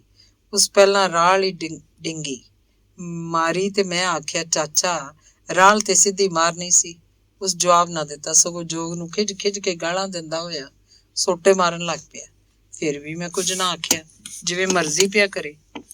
ਜੋਧੇ ਵਾਲਾ ਕਦੇ ਪਾਗਲਾਂ ਵਾਂਗਰ ਉੱਚੀ ਉੱਚੀ ਗਾਵਣ ਲੱਗ ਪੈਂਦਾ ਤੇ ਕਦੇ ਡੰਗਰਾਂ ਨੂੰ ਗਲੀਜ ਗਾਲਾਂ ਕੱਢਦਾ। ਜਦ ਤੀਕ ਉਹਦਾ ਸੰਗ ਬਹਿ ਨਾ ਜਾਂਦਾ, ਉਹ ਬਕੀ ਜਾਂਦਾ। ਅਸਾਂ ਦੋ ਜੋਗਾਂ ਦੇ ਨਾਲ ਕਿੱਲੇ ਨੂੰ ਦੋਹਰ ਲਾ ਕੇ ਸੁਹਾਗਣਾ ਸੀ। ਇਹ ਕੰਮ ਤਾਂ ਹੀ ਵੇਲੇ ਸਿਰ ਹੋ ਸਕਦਾ ਸੀ ਜੇ ਅਸੀਂ ਵਕਤ ਗਵਾਇਆ ਬਗੈਰ ਕੰਮ ਕਰਦੇ ਰਹਿੰਦੇ। ਪਰ ਜੋਧੇ ਵਾਲਾ ਤੇ ਝੱਟ ਮਗਰੋਂ ਜੋਗ ਇੱਕ ਪਾਸੇ ਖਿਲਾਰ ਕੇ ਦੂਜੇ ਹਾਲੀਆਂ ਕੋਲੋਂ ਹੁੱਕਾ ਲੈ ਕੇ ਛਿੱਕਣ ਬਹਿ ਜਾਂਦਾ। ਭਲਾ ਇੱਕ ਜੋਗ ਨਾਲ ਕਿਵੇਂ ਕੰਮ ਨਿਬੜ ਸਕਦਾ ਸੀ? ਰੋਜ਼ ਇੰਝ ਹੀ ਹੁੰਦਾ ਸੀ। ਲੋਕ ਤਾਂ 12 ਵਜੇ ਤੀਕ ਹਲਵਾ ਕੇ ਸੁਹਾਗ ਲੈਂਦੇ, ਪਰ ਅਸੀਂ ਪੇਸ਼ੀ ਵੇਲੇ ਤੀਕ ਫਸੇ ਰਹਿੰਦੇ। ਜੋਗਾਂ ਵੀ ਅੱਕ ਜਾਂਦੀਆਂ ਤੇ ਕਾਹਲੀਆਂ ਪੈ ਜਾਂਦੀਆਂ। ਕਦੀ ਕਦੀ ਗੁੱਸੇ 'ਚ ਜੋਗਾਂ ਅਰਲੀ ਗਾਤਰਾਂ ਭੰਨ ਸੁੱਟਦੀਆਂ ਸਨ, ਜਿਹਦੇ ਨਾਲ ਸਾਨੂੰ ਹੋਰ ਕਵੇਲ ਹੋ ਜਾਂਦੀ। ਜੋਧੇ ਵਾਲੇ ਦੀ ਇਸ ਹਰਕਤ ਉੱਤੇ ਮੈਨੂੰ ਗੁੱਸਾ ਆਉਂਦਾ, ਬਹੁਤ ਖਿੱਚ ਚੜ੍ਹਦੀ, ਪਰ ਕੀ ਕਰ ਸਕਦਾ ਸਾਂ। ਹਲ ਛੱਡਣ ਮਗਰੋਂ ਵੱਟ ਬੰਨੇ ਦੇ ਕੰਮ ਵੇਲੇ ਜੋਧੇ ਵਾਲਾ ਆਖਦਾ, ਲੈ ਓਏ ਫੜ ਕਹੀ ਤੇ ਵੱਟਾਂ ਬੰਨੇ ਠੀਕ ਕਰ, ਮੈਂ ਜ਼ਰਾ ਹੁੱਕੇ ਦੀ ਵਾਰੀ ਲਾ ਲਵਾਂ। ਉਹ ਆਰਾਮ ਨਾਲ ਬਹਿ ਕੇ ਹੁੱਕਾ ਛਿੱਕਦਾ ਤੇ ਮੈਂ ਵੱਟਾਂ ਬੰਨੇ ਬਣਾਉਂਦਾ। ਜੋਧੇ ਵਾਲਾ ਵੱਧਦਾ ਵੀ ਹੁੱਕਾ ਛਿੱਕਦਾ ਉੱਤੇ ਕੜਕਦੀ ਧੁੱਪ ਹੀ ਸੌ ਜਾਂਦਾ ਸੀ। ਮੇਰੇ ਇਕੱਲੇ ਕੋਲੋਂ ਕੰਮ ਪੂਰਾ ਨਹੀਂ ਸੀ ਹੋ ਸਕਦਾ। ਥੱਕ ਕੇ ਚੂਰ ਵੱਖ ਹੋ ਜਾਂਦਾ ਸਾਂ। ਕੰਮ ਪੂਰਾ ਨਾ ਹੋਵਣ ਪਾਰੋਂ ਸ਼ਾਮ ਨੂੰ ਪਿਓ ਕੋਲੋਂ ਝਾੜ ਵੀ ਪੈਂਦੀ ਤੇ ਮੇਰੇ ਅੰਦਰ ਇੱਕ ਹੋਰ ਸਾੜ ਪੈਦਾ ਹੁੰਦਾ। ਕੁਝ ਦਿਨਾਂ ਮਗਰੋਂ ਮੇਰੇ ਪਿਓ ਇੱਕ ਹੁੱਕਾ ਲੈ ਜਾਵਣ ਦੀ ਇਜਾਜ਼ਤ ਦੇ ਦਿੱਤੀ। ਹੁੱਕਾ ਮਿਲ ਜਾਵਣ ਉੱਤੇ ਜੋਧੇ ਵਾਲਾ ਬੜਾ ਖੁਸ਼ ਸੀ। ਉਹ ਹੁੱਕੇ ਲਈ ਥਾਪੀਆਂ ਗੋਹੇ ਨਾਲ ਲੈ ਆਉਂਦਾ।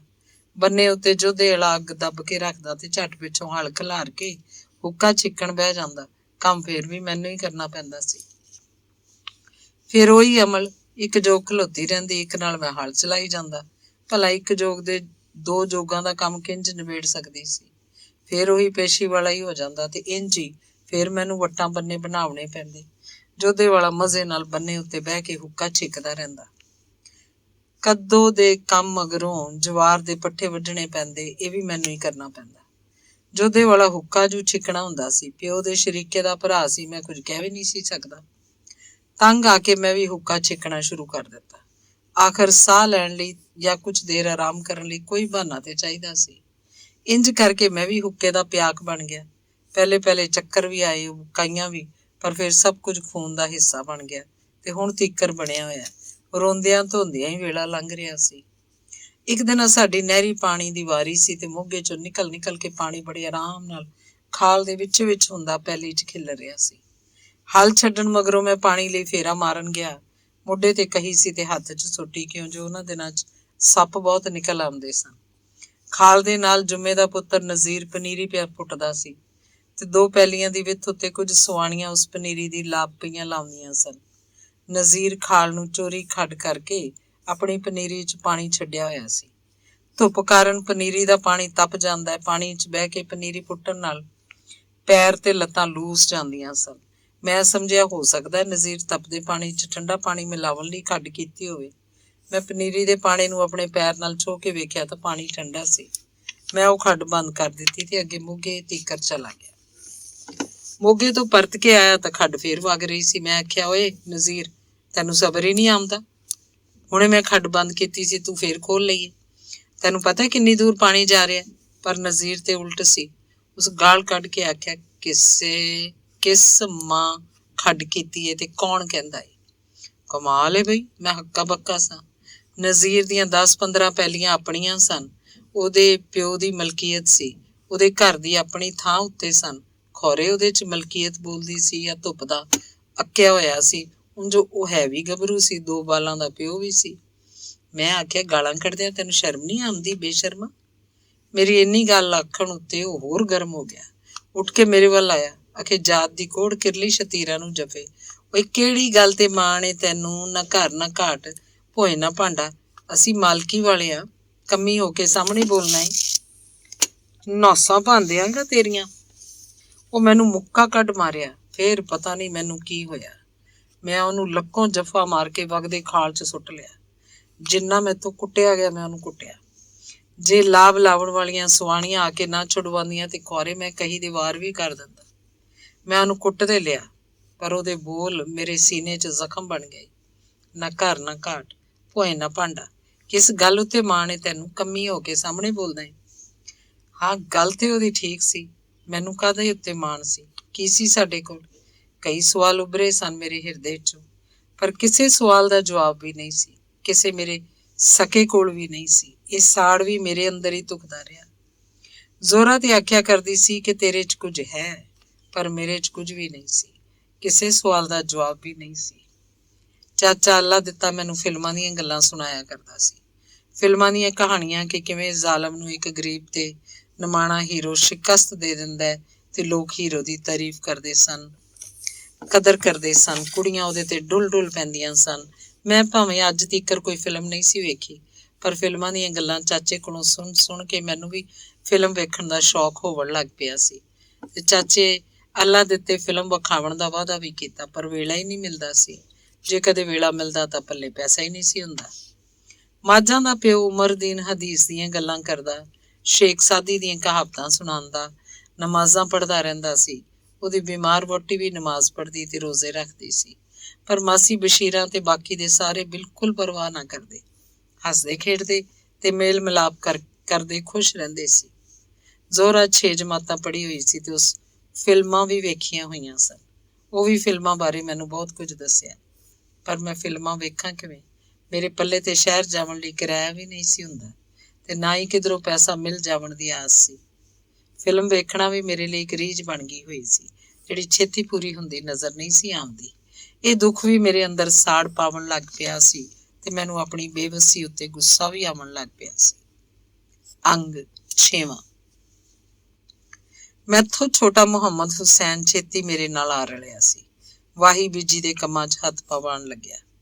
ਡੰਗਰ ਵੱਛਾ ਬੰਨ ਖੋਲ ਲੈਂਦਾ ਸੀ ਤੇ ਲਿਆਰੀਆਂ ਵੀ ਸ਼ੌਕ ਨਾਲ ਚੋਇਆ ਕਰਦਾ। ਡੰਗਰਾਂ ਦੀ ਟਹਿਲ ਸੇਵਾ ਵੀ ਚੰਗੀ ਕਰਦਾ ਤੇ ਘੋਲ ਕੌਡੀ ਨੂੰ ਵੀ ਰੀਝ ਨਾਲ ਕਰਦਾ ਸੀ। ਮੇਰੇ ਨਾਲ ਆ ਖਲੋਵਣ ਕਾਰਨ ਮੈਨੂੰ ਬਹੁਤ ਸੁਖਿਆਈ ਹੋ ਗਈ। ਮੇਰੇ ਨਾਲੋਂ ਬਹੁਤਾ ਕੰਮ ਉਹ ਕਰਨ ਲੱਗ ਪਿਆ ਸੀ। ਸਗੋਂ ਉਹਦੀ ਕੋਸ਼ਿਸ਼ ਹੁੰਦੀ ਸੀ ਕਿ ਮੈਨੂੰ ਘੱਟ ਕੰਮ ਕਰਨਾ ਪਵੇ। ਮੁਹੰਮਦ ਹੁਸੈਨ ਪਿਓ ਦੇ ਸੁਭਾਅ ਨੂੰ ਸਮਝਦਾ ਸੀ, ਮੇਰੀ ਕੌੜ ਦਾ ਵੀ ਜਾਣੂ ਸੀ। ਇਸੇ ਲਈ ਖੌਰੇ ਭਰਾ ਨੂੰ ਮੇਰੇ ਨਾਲ ਹਮਦਰਦੀ ਸੀ। ਜੋਧੇ ਵਾਲੇ ਕੋਲੋਂ ਜਾਨ ਛੁੱਟੀ ਤੇ ਮੇਰੀ ਫਿਕਰ ਮੁੱਕੀ। ਪਿਓ ਦੀ ਨਜ਼ਰ ਤੇ ਸਿਰਫ ਕਮਾਈ ਉੱਤੇ ਹੀ ਰਹਿੰਦੀ ਸੀ। ਕਿਸੇ ਨੂੰ ਮਾੜੀ ਮੋਟੀ ਤਕਲੀਫ ਹੋਵੇ, ਖੰਘ ਤਾਪ, ਪਿਓ ਕਦੇ ਵੀ ਆਰਾਮ ਕਰਨ ਨੂੰ ਨਹੀਂ ਸੀ ਕਹਿੰਦਾ। ਜੇ ਕਦੇ ਪਿਓ ਨੂੰ ਆਪ ਤਾਪ ਚੜ ਜਾਂਦਾ ਤਾਂ ਪੂਰੇ ਟੱਬਰ ਨੂੰ ਭਜਾਈ ਰੱਖਦਾ। ਸਾਰੇ ਉਹਦੀ ਟਹਿਲ ਸੇਵਾ 'ਚ ਹੀ ਹਾਜ਼ਰ ਰਹਿੰਦੇ ਸਨ। ਵਾਹੀ ਬੀਜੀ ਦਾ ਸਾਰਾ ਹਿਸਾਬ ਪਿਓ ਆਪਣੇ ਕੋਲ ਹੀ ਰੱਖਦਾ ਸੀ। ਅਸੀਂ ਜਿਹੜੇ ਦਿਨ ਰਾਤ ਇੱਕ ਕਰਨ ਵਾਲੇ ਸਾਂ, ਸਾਨੂੰ ਤਾਂ ਕੁਝ ਮਾਲੂਮ ਹੀ ਨਹੀਂ ਸੀ ਹੁੰਦਾ ਕਿ ਕਿੰਨੀ ਕਮਾਈ ਹੋਈ ਹੈ ਤੇ ਕਿੰਨਾ ਖਰਚਾ ਹੋਇਆ। ਇਹ ਤਾਂ ਸਾਨੂੰ ਵੀ ਮਾਲੂਮ ਸੀ, ਮਸਾਂ ਮਰ ਕੇ ਰੋਟੀ ਟੁੱਕਰ ਹੀ ਪੂਰਾ ਹੁੰਦਾ ਰਵੇ ਤੇ ਬੜੀ ਗੱਲ ਏ। ਸ਼ੌਕ ਨੂੰ ਪਾਲਣ ਲਈ ਸਾਡੇ ਕੋਲ ਵੇਲਾ ਹੀ ਨਹੀਂ ਸੀ ਬਚਦਾ। ਵਾਹੀ ਦੇ ਦਿਨਾਂ 'ਚ ਸਰਗੀ ਤੋਂ ਲੈ ਕੇ ਸੋਤੇ ਤੀਕਰ ਕੰਮ ਹੀ ਕੰਮ ਹੁੰਦਾ ਹੈ। ਜੇ ਵਾਹੀ ਬੀਜੀ ਵੱਲੋਂ ਕੁਝ ਸਾਹ ਪੈਂਦਾ ਤਾਂ ਫਿਰ ਗੱਡ ਚਿੰਬੜ ਜਾਇਆ ਕਰਦੀ। ਪਿੰਡੋਂ ਪੱਠਾ ਦੱਥਾ ਤੂੜੀ ਪਰਾਲੀ ਲੈ ਕੇ ਲਾਹੌਰ ਲਿਆਉਂਦੇ ਸਾਂ। ਇੱਥੇ ਮਾਲ ਵੇਚ ਕੇ ਜੋ ਵੀ ਪੈਸੇ ਮਿਲਦੇ ਪਿਓ ਨੂੰ ਜਾ ਕੇ ਫੜਾ ਦਿੰਦੇ ਸਾਂ। ਗੱਡ ਦੇ ਫੇਰੇ ਲਾਵਣ ਨਾਲ ਤੰਗੀ ਕੁਝ ਘੱਟ ਹੁੰਦੀ, ਉਹ ਵੀ ਇੰਨੀ ਕੁ ਕਿ ਇੱਕ ਵੇਲੇ ਲਈ ਘਰ 'ਚ ਹਾਂਡੀ ਪੱਕਣ ਲੱਗ ਪਈ ਸੀ। ਪਿਓ ਪਹਿਲੇ ਹੀ ਗਵੇੜੀ ਕਿਸਮ ਦਾ ਬੰਦਾ ਸੀ, ਹੁਣ ਚਿੱਟੇ ਲੀੜੇ ਪਾ ਕੇ ਅਸਲੋਂ ਹੀ ਸ਼ੌਂਕੀ ਹੋ ਗਿਆ। ਪੁੱਤਰਾਂ ਘਰ-ਬਾਰ ਦਾ ਸਾਰਾ ਕੰਮ ਜੋ ਸਾਂਭ ਲਿਆ ਸੀ। ਮਾਂ ਵਿਚਾਰੀ ਦਾ ਉਹੀ ਹਾਲ ਸੀ। ਉਹਦੇ ਕੰਮਾਂ 'ਚ ਕੋਈ ਘਾਟਾ ਨਹੀਂ ਸੀ ਹੋਇਆ।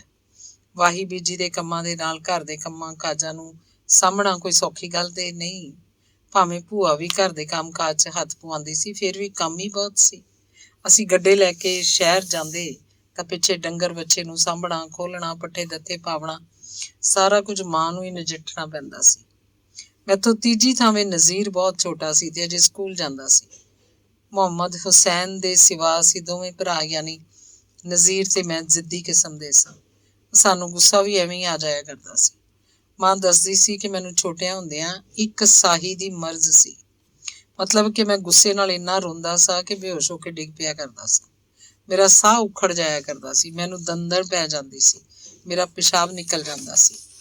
ਅੱਜ ਤੀਕਰ ਮੇਰੀ ਨਾਨੀ ਮੇਰੇ ਬਾਰੇ ਇਹੋ ਜਿਹੀ ਕੋਈ ਗੱਲ ਨਹੀਂ ਸੀ ਦੱਸੀ, ਜਾਂ ਖੌਰੇ ਇਹ ਵੀ ਹੋ ਸਕਦਾ ਨਾਨਕਿਆਂ ਮੈਨੂੰ ਰੋਵਣ ਹੀ ਨਾ ਦਿੱਤਾ ਹੋਵੇ। ਸਾਰੇ ਮੈਨੂੰ ਪਿਆਰ ਕਰਦੇ ਸਨ, ਮੇਰਾ ਲਾਡ ਵੇਖਦੇ ਸਨ, ਮੇਰੀ ਜ਼ਿੱਦ ਪੂਰੀ ਕਰਦੇ ਸਨ। ਕੁਝ ਅਰਸੇ ਮਗਰੋਂ ਅਸਾਂ ਕੋਠਾ ਛੱਤ ਲਿਆ। ਕੋਠਾ ਭਾਵੇਂ ਕੱਚਾ ਹੀ ਸੀ, ਪਰ ਝੁੱਗੀ ਨਾਲੋਂ ਤਾਂ ਚੰਗਾ ਸੀ। ਇਸੇ ਲਈ ਅਸੀਂ ਆਪਣੇ ਹਲਕੇ 'ਚ ਮੁਅੱਜ਼ਜ਼ ਬਣ ਗਏ ਸਾਂ, ਜਾਂ ਆਪਣੇ ਆਪ ਨੂੰ ਮੁਅੱਜ਼ਜ਼ ਸਮਝਣ ਲੱਗ ਪਏ ਸਾਂ। ਕੰਮ ਤਾਂ ਰਾਤ ਦਿਨ ਦਾ ਸੀ, ਕਦੀ ਵੀ ਨਹੀਂ ਸੀ ਮੁੱਕਦਾ। ਫਿਰ ਵੀ ਮੈਂ ਕਿਸੇ ਨਾ ਕਿਸੇ ਬਹਾਨੇ ਜ਼ੋਹਰਾ ਨੂੰ ਜ਼ਰੂਰ ਮਿਲ ਲੈਂਦਾ ਸੀ। ਜ਼ੋਹਰਾ ਉੱਤੇ ਤਾਂ ਕੁਝ ਹੋਰ ਹੀ ਰੰਗਤਾਂ ਚੜ੍ਹ ਰਹੀਆਂ ਸਨ। ਉਹਦੇ ਅੰਗ ਅੰਗ 'ਚ ਜੋਬਨ ਭਰ ਜਾ ਰਿਹਾ ਸੀ। ਉਹਦੇ ਬੁੱਲਾਂ ਦੀ ਰੰਗਤ ਹੋਰ ਸੁਰਖ ਹੁੰਦੀ ਜਾ ਰਹੀ ਸੀ। ਇੰਜ ਲੱਗਦਾ ਜਿਵੇਂ ਰਸ ਭਰੇ ਤੇ ਮਿੱਠੇ ਹੋਣ। ਫਿਰ ਉਹ ਨਿੰਮਾ ਨਿੰਮਾ ਮੁਸਕਰਾਉਂਦੀ ਵੀ ਤਾਂ ਬਹੁਤ ਸੋਹਣਾ ਸੀ। ਸਾਫ਼ ਸੁਥਰਾ ਬਾਣਾ ਪਾਉਂਦੀ ਸੀ ਤੇ ਮੂੰਹ ਹੱਥ ਵੀ ਧੋ ਕੇ ਰੱਖਦੀ ਸੀ। ਮੈਂ ਵੀ ਸਾਫ਼ ਸੁਥਰਾ ਰਹਿਣ ਲਈ ਸ਼ਹਿਰੋਂ ਖੁਸ਼ਬੋਈ ਵਾਲਾ ਸਾਬਣ ਖਰੀਦ ਲਿਆਇਆ ਸਾਂ ਤੇ ਰੋਜ਼ ਜੁੱਸੇ ਨੂੰ ਮਲ ਮਲ ਕੇ ਧੋਇਆ ਕਰਦਾ ਸਾਂ। ਫਿਰ ਕੀਮਤੀ ਖੁਸ਼ਬੋਈ ਵਾਲਾ ਸਾਬਣ ਆਪਣੇ ਛੋਟੇ ਭਰਾਵਾਂ ਕੋਲੋਂ ਲੁਕਾ ਕੇ ਰੱਖਣ ਲੱਗ ਪਿਆ ਸਾਂ। ਇਹ ਪਹਿਲੀ ਵਿੱਤ ਸੀ ਜਿਹੜੀ ਮੈਂ ਭਰਾਵਾਂ ਨਾਲ ਪਾ ਰਿਹਾ ਸਾਂ। ਖੌਰੇ ਮੇਰੇ ਇੱਕ ਵਿੱਚ ਤਲਖੀ, ਕੌੜ, ਕੁੜੱਤਣ ਤੇ ਖੁਦਗਰਜ਼ੀ ਵੱਧਦੀ ਜਾ ਰਹੀ ਸੀ। ਬਹੁਤੇ ਕੰਮ ਤੇ ਬਹੁਤੀ ਮੁਸ਼ੱਕਤ ਮਗਰੋਂ ਹੀ ਸੁਖਿਆਈ ਨਾ ਹੁੰਦੀ ਤਾਂ ਮੈਂ ਸੋਚਣ ਲੱਗ ਪੈਂਦਾ ਸੀ, ਸਾਡਾ ਜੀਵਨ ਇੰਜ ਦਾ ਕਿਉਂ ਹੈ? ਅਸੀਂ ਕੀ ਹਾਂ, ਕੌਣ ਹਾਂ? ਮੁਹੰਮਦ ਹੁਸੈਨ ਠੰਡੇ ਸੁਭਾਅ ਦਾ ਸੀ। ਮੇਰੇ ਸਵਾਲ ਤੇ ਤਲਖੀ ਨੂੰ ਮਹਿਸੂਸ ਕਰਦਾ ਤੇ ਆਖਦਾ, ਭਰਾ, ਅਸੀਂ ਆਪਣੀ ਮਰਜ਼ੀ ਦਾ ਜੀਵਨ ਥੋੜ੍ਹਾ ਜਿਉਂਦੇ ਹਾਂ। ਅਖੇ ਬਾਗੋ ਢੱਗਿਆ ਸਾਈਆਂ ਦੀ ਰਜ਼ਾ ਨਾਲ। ਮੈਂ ਹੋਰ ਤਲਖ ਹੋ ਕੇ ਆਖਦਾ, ਉਹ ਸਾਈਂ ਕੌਣ ਨੇ ਜਿਨ੍ਹਾਂ ਦੀ ਰਜ਼ਾ ਸਾਡੇ ਉੱਤੇ ਹੀ ਆ ਟਿਕਦੀ ਹੈ? ਇੰਝ ਹੀ ਹਯਾਤੀ ਗੁਜ਼ਾਰ ਰਹੇ ਸਾਂ, ਨਾ ਸਮਝੀ ਤੇ ਬੇਵਸਾਈ 'ਚ। ਕੋਈ ਕਿਸੇ ਨੂੰ ਦੱਸਣ ਤੇ ਸਮਝਾਉਣ ਵਾਲਾ ਨਹੀਂ ਸੀ ਹੁੰਦਾ। ਆਪੇ ਗਵੇੜ ਤੇ ਟੇਵੇ ਲਾ ਕੇ ਜੀਵਨ ਨੂੰ ਸਮਝਣ ਦੀ ਕੋਸ਼ਿਸ਼ ਕਰਦੇ ਸਾਂ। ਰਾਹ ਕੋਈ ਨਹੀਂ ਸੀ ਨਜ਼ਰ ਆਉਂਦੀ। ਐਸੇ ਹਾਲਾਤ 'ਚ ਮੈਂ ਅੰਦਰੋਂ ਅੰਦਰੀ ਕੁੜਦਾ ਰਹਿੰਦਾ ਸਾਂ। ਗੱਡ ਦੀ ਮੋਹਰੀ ਬੈਠਾ ਜਾਂ ਹਲ ਦੀ ਜੰਗੀ ਪਿੱਛੇ ਮੈਂ ਜਦ ਵੀ ਕੋਈ ਗੀਤ ਗਾਉਂਦਾ ਤਾਂ ਉਹ ਵੀ ਤਲਖ ਹੋ ਕੇ ਮੇਰੇ ਮੂੰਹੋਂ ਨਿਕਲਦੇ ਸਨ। ਜ਼ੋਹਰਾ ਦਾ ਖਿਆਲ ਵੀ ਕੋਈ ਤਸੱਲੀ ਨਹੀਂ ਸੀ ਦਿੰਦਾ। ਖੌਰੇ ਕਿਉਂ ਮੈਨੂੰ ਬੇਚੈਨੀ ਜਿਹੀ ਲੱਗੀ ਰਹਿੰਦੀ ਸੀ ਤੇ ਕਦੇ ਕਦੇ ਗੁੱਸੇ ਨਾਲ ਮੇਰੇ ਅੱਥਰੂ ਵੀ ਨਿਕਲ ਆਉਂਦੇ ਸਨ। ਘਰ 'ਚ ਪਿਓ ਨੇ ਕੁਝ ਪੰਜਾਬੀ ਦੇ ਕਿੱਸੇ ਰੱਖੇ ਹੋਏ ਸਨ, ਕਦੇ ਪੜ੍ਹਦਾ ਹੋਏਗਾ। ਮੇਰਾ ਗੁੱਸਾ ਕਿੱਸਿਆਂ ਤੇ ਨਿਕਲਦਾ ਸੀ। ਕਿੱਸੇ ਪੜ੍ਹ ਕੇ ਮੈਂ ਸਖਤ ਨੁਕਤਾਚੀਨੀ ਕਰਦਾ ਸਾਂ। ਉਹਨਾਂ ਦੇ ਮੁਕਾਬਲੇ 'ਚ ਆਪਣੇ ਕੋਲੋਂ ਜੋੜ ਜੋੜ ਕੇ ਘੜਦਾ ਸਾਂ। ਪਰ ਵਾਰਿਸ ਸ਼ਾਹ ਜਿਹੜੀ ਹੀਰ ਦੀ ਤਾਰੀਫ ਲਿਖੀ ਸੀ, ਉਹ ਮੈਨੂੰ ਬਹੁਤ ਪਸੰਦ ਆਉਂਦੀ ਸੀ। ਮੈਨੂੰ ਤੇ ਜ਼ੋਹਰਾ ਉਸੇ ਹੀਰ ਵਰਗੀ ਜਾਪਦੀ ਸੀ। ਮੈਂ ਰਾਂਝਾ ਨਹੀਂ ਸੀ, ਮੈਨੂੰ ਵੰਜਲੀ ਵਜਾਉਣੀ ਨਹੀਂ ਸੀ ਆਉਂਦੀ, ਜਦਕਿ ਪਿੰਡ ਦੇ ਸਾਰੇ ਮੁੰਡੇ ਸੋਹਣੀ ਵੰਜਲੀ ਵਜਾ ਲੈਂਦੇ ਸਨ। ਵੰਜਲੀ ਵਜਾਉਣ ਦਾ ਵੱਲ ਨਾ ਆਵਣ ਉੱਤੇ ਮੈਨੂੰ ਖਿੱਚ ਚੜਿਆ ਕਰਦੀ ਸੀ। ਗੁੱਸਾ ਮੈਂ ਬੁੱਲੇ ਸ਼ਾਹ ਦੀ ਕਿਤਾਬ ਪੜ੍ਹ ਕੇ ਉਹਦੇ ਤੇ ਕੱਢਦਾ ਸਾਂ ਕਿ ਮਾਟੀ ਘੋੜਾ, ਮਾਟੀ ਜੋੜਾ, ਮਾਟੀ ਦਾ ਅਸਵਾਰ।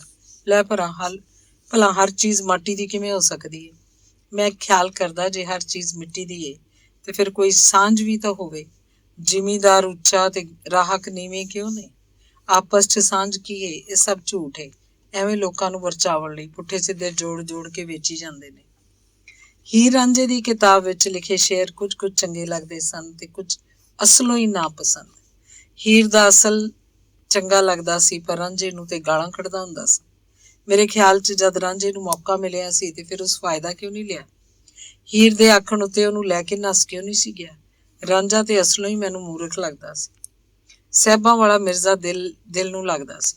ਉਸ ਹਿੰਮਤ ਤੇ ਕੀਤੀ, ਭਾਵੇਂ ਮਾਰਿਆ ਹੀ ਗਿਆ ਸੀ। ਉਸ ਕੰਮ ਤੇ ਮਰਦਾਂ ਵਾਲਾ ਕੀਤਾ ਸੀ, ਮਰ ਤੇ ਰਾਂਝਾ ਵੀ ਗਿਆ ਸੀ। ਇਹੋ ਜਿਹੇ ਖਿਆਲ ਹੁੰਦੇ ਸਨ ਮੇਰੇ ਇਸ ਵੇਲੇ। ਨੁਕਤਾਚੀਨੀ ਵੀ ਕਰਨਾ ਮੇਰੀ ਆਦਤ ਬਣਨ ਲੱਗ ਪਈ ਸੀ। ਹਰ ਇੱਕ ਨਾਲ ਬਹਿਸ ਕਰਨ ਲੱਗ ਪੈਣਾ ਤੇ ਫਿਰ ਝਗੜਨਾ ਆਪਣੇ ਆਪ ਹੀ ਹੋ ਜਾਂਦਾ ਸੀ। ਨਵੀਆਂ ਜ਼ਮੀਨਾਂ ਆਬਾਦ ਕਰਨ ਲਈ ਇੱਕ ਹੋਰ ਖਾਲ ਦੀ ਲੋੜ ਸੀ। 37 ਹਾਰਸ ਪਾਵਰ ਦਾ ਟਿਊਬਵੈੱਲ ਪਾਣੀ ਬਹੁਤਾ ਸੁੱਟਦਾ ਸੀ। ਇੱਕ ਵਾਰੀ ਫੇਰ ਸਾਰੇ ਰਾਕਾਂ ਨੂੰ ਖਾਲ ਤੇ ਕੰਮ ਕਰਨਾ ਪਿਆ। ਰਾਖ ਜਾਣਦੇ ਸੀ ਕਿ ਜਦ ਤੀਕ ਜ਼ਿਮੀਦਾਰ ਦੀ ਇਜਾਜ਼ਤ ਨਾ ਮਿਲੇ, ਆਪਣੀ ਆਪਣੀ ਵਾਹੀ ਦਾ ਕੰਮ ਨਹੀਂ ਕਰ ਸਕਦੇ। ਸਾਰੇ ਰਾਹਕ ਇੱਕੋ ਜ਼ਿਮੀਦਾਰ ਦੇ ਸਨ। ਜਿਹੜਾ ਢਿੱਲ ਮੱਠ ਕਰਦਾ, ਉਹਨੂੰ ਭੋਏ ਤੋਂ ਵੀ ਜਵਾਬ ਮਿਲ ਜਾਂਦਾ। ਫਿਰ ਕਈ ਤਰਲੇ ਮਿੰਨਤਾਂ ਕਰਨ ਮਗਰੋਂ ਦੁਬਾਰਾ ਵਾਹੀ ਲਈ ਭੋਏ ਲੱਭਦੀ ਸੀ। ਸਾਰੇ ਰਾਗ ਛੇਤੀ ਤੋਂ ਛੇਤੀ ਪਾਲ ਬੰਨ੍ਹ ਕੇ ਆਪਣੇ ਕੰਮਾਂ ਕਾਜਾਂ ਲਈ ਵਿਹਲੇ ਹੋਣਾ ਚਾਹੁੰਦੇ ਸੀ। ਇਸ ਲਈ ਉਹ ਪੂਰੇ ਦਿਲ ਤੇ ਧਿਆਨ ਨਾਲ ਜੁੱਪੇ ਹੋਏ ਸਨ। ਅਸੀਂ ਦੋਵੇਂ ਭਰਾ ਵੀ ਖਾਲ ਉੱਤੇ ਕੰਮ ਕਰਨ ਆਏ ਸਾਂ। ਚਾਚਾ ਅੱਲਾ ਦਿੱਤਾ ਤੇ ਉਹਦਾ ਗੁਆਂਢੀ ਉਮਰਦੀਨ ਵੀ ਖਾਲ ਤੇ ਮਿੱਟੀ ਪਾਵਣ ਲਈ ਆਏ ਸਨ। ਛਾਹ ਵੇਲੇ ਤੀਕਰ ਮਿੱਟੀ ਨਾਲ ਮਿੱਟੀ ਹੋਏ ਰਾਹਕ ਥੱਕ ਗਏ ਸਨ, ਪਰ ਛਾਹ ਵੇਲਾ ਆਵਣ ਤੀਕਰ ਆਪਣੇ ਆਪ ਨੂੰ ਕੰਮ ਉੱਤੇ ਲਾਈ ਰੱਖਣਾ ਪੈ ਰਿਹਾ ਸੀ। ਰਾਹਕ ਕਹੀ ਦਾ ਟੱਪਾ ਸੁੱਟਣ ਵੇਲੇ ਪਿੰਡ ਵੱਲ ਵੀ ਝਾਤੀ ਮਾਰਦੇ, ਵੇਖਦੇ ਸੀ ਕਿ ਛਾਹ ਵੇਲੇ ਦੀਆਂ ਰੋਟੀਆਂ ਲੈ ਕੇ ਕੋਈ ਪਿੰਡੋਂ ਟੁਰਿਆ ਕਿ ਨਹੀਂ। ਹੌਲੀ ਹੌਲੀ ਪਿੰਡ ਵੱਲੋਂ ਛਾਹ ਵੇਲਾ ਲਿਆਉਣ ਵਾਲੀਆਂ ਆ ਰਹੀਆਂ ਸਨ। ਕਰਮੀ ਸਾਰਿਆਂ ਦੇ ਛਾਹ ਵੇਲੇ ਆ ਗਏ, ਪਰ ਸਾਡਾ ਛਾਹ ਵੇਲਾ ਘਰੋਂ ਨਹੀਂ ਸੀ ਨਿਕਲਿਆ। ਮਾਝਾਂ ਤੇ ਜੌਹਰਾ ਵੀ ਛਾਹ ਵੇਲਾ ਲੈ ਕੇ ਆਈਆਂ। ਜਦ ਉਮਰੋਦੀਨ ਤੇ ਚਾਚਾ ਅੱਲਾ ਦਿੱਤਾ ਛਾਹ ਵੇਲਾ ਕਰ ਲਿਆ, ਮਾਝਾ ਤੇ ਜ਼ੋਰਾ ਖਾਲੀ ਭਾਂਡੇ ਚੁੱਕ ਕੇ ਘਰ ਨੂੰ ਪਰਤਣ ਵੇਲੇ ਸਾਡੇ ਕੋਲੋਂ ਲੰਘਿਆ। ਜ਼ੋਰਾ ਪੁੱਛਿਆ, ਤੁਸਾਂ ਦਾ ਛਾਹ ਵੇਲਾ ਕਿਸ ਲਿਆਉਣਾ ਹੈ? ਮੈਂ ਭਰਾ ਕੋਲੋਂ ਅੱਖ ਬਚਾ ਕੇ ਆਖਿਆ, ਇਹੀ ਤੇ ਸਮਝ ਨਹੀਂ ਆਉਂਦੀ ਕਿ ਅਸਾਂ ਦੀ ਰੋਟੀ ਕਿੱਥੋਂ ਆਉਣੀ ਹੈ। ਜ਼ੋਰਾ ਦੇ ਕੁਝ ਆਖਣ ਤੋਂ ਪਹਿਲਾਂ ਹੀ ਮਾਝਾ ਬੋਲ ਪਈ, ਮੱਕਿਓਂ ਸੱਦਣੀਓ ਹੀ ਆਪਸੀ ਢੱਗਿਆਂ ਲਈ ਰੋਟੀ। ਸਾਊ ਇੰਜ ਤਰਸਦੇ ਹੀ ਰਹਿ ਜਾਂਦੇ ਨੇ। ਦੋਵੇਂ ਗੁਟਕਦੀਆਂ ਹੋਈਆਂ ਚਲੀਆਂ ਗਈਆਂ। ਮੈਨੂੰ ਸੋਚਾਂ ਘੇਰ ਲਿਆ। ਬਾਝਾਂ ਦਾ ਕੀ ਮਤਲਬ ਹੈ? ਮੈਂ ਸਾਊ ਹਾਂ? ਸਾਊ ਦਾ ਕੀ ਮਤਲਬ? ਢੱਗੇ ਆਖਣ ਦੇ ਕੀ ਮਾਨੇ ਹੋਏ? ਮੁਹੰਮਦ ਹੁਸੈਨ, ਜਿਹੜਾ ਸਭ ਕੁਝ ਚੁੱਪ ਕਰਕੇ ਸੁਣਦਾ ਰਿਹਾ ਸੀ, ਮੇਰੇ ਵੱਲ ਮੁਸਕਰਾ ਕੇ ਵੇਖਿਆ ਤੇ ਬੋਲਿਆ, ਬਹੁਤਾ ਸੋਚਿਆ ਨਾ ਕਰ ਭਰਾ, ਅਸਾਂ ਸਾਊ ਢੱਗੇ ਹੀ ਰਹੀਏ ਤਾਂ ਚੰਗਾ ਏ। ਜੇ ਤੈਥੋਂ ਕੰਮ ਨਹੀਂ ਹੁੰਦਾ ਤੇ ਨਾ ਕਰਿਆ ਕਰ, ਮੈਂ ਤੇਰੇ ਹਿੱਸੇ ਦਾ ਵੀ ਕੰਮ ਕਰ ਲੈਸਾਂ।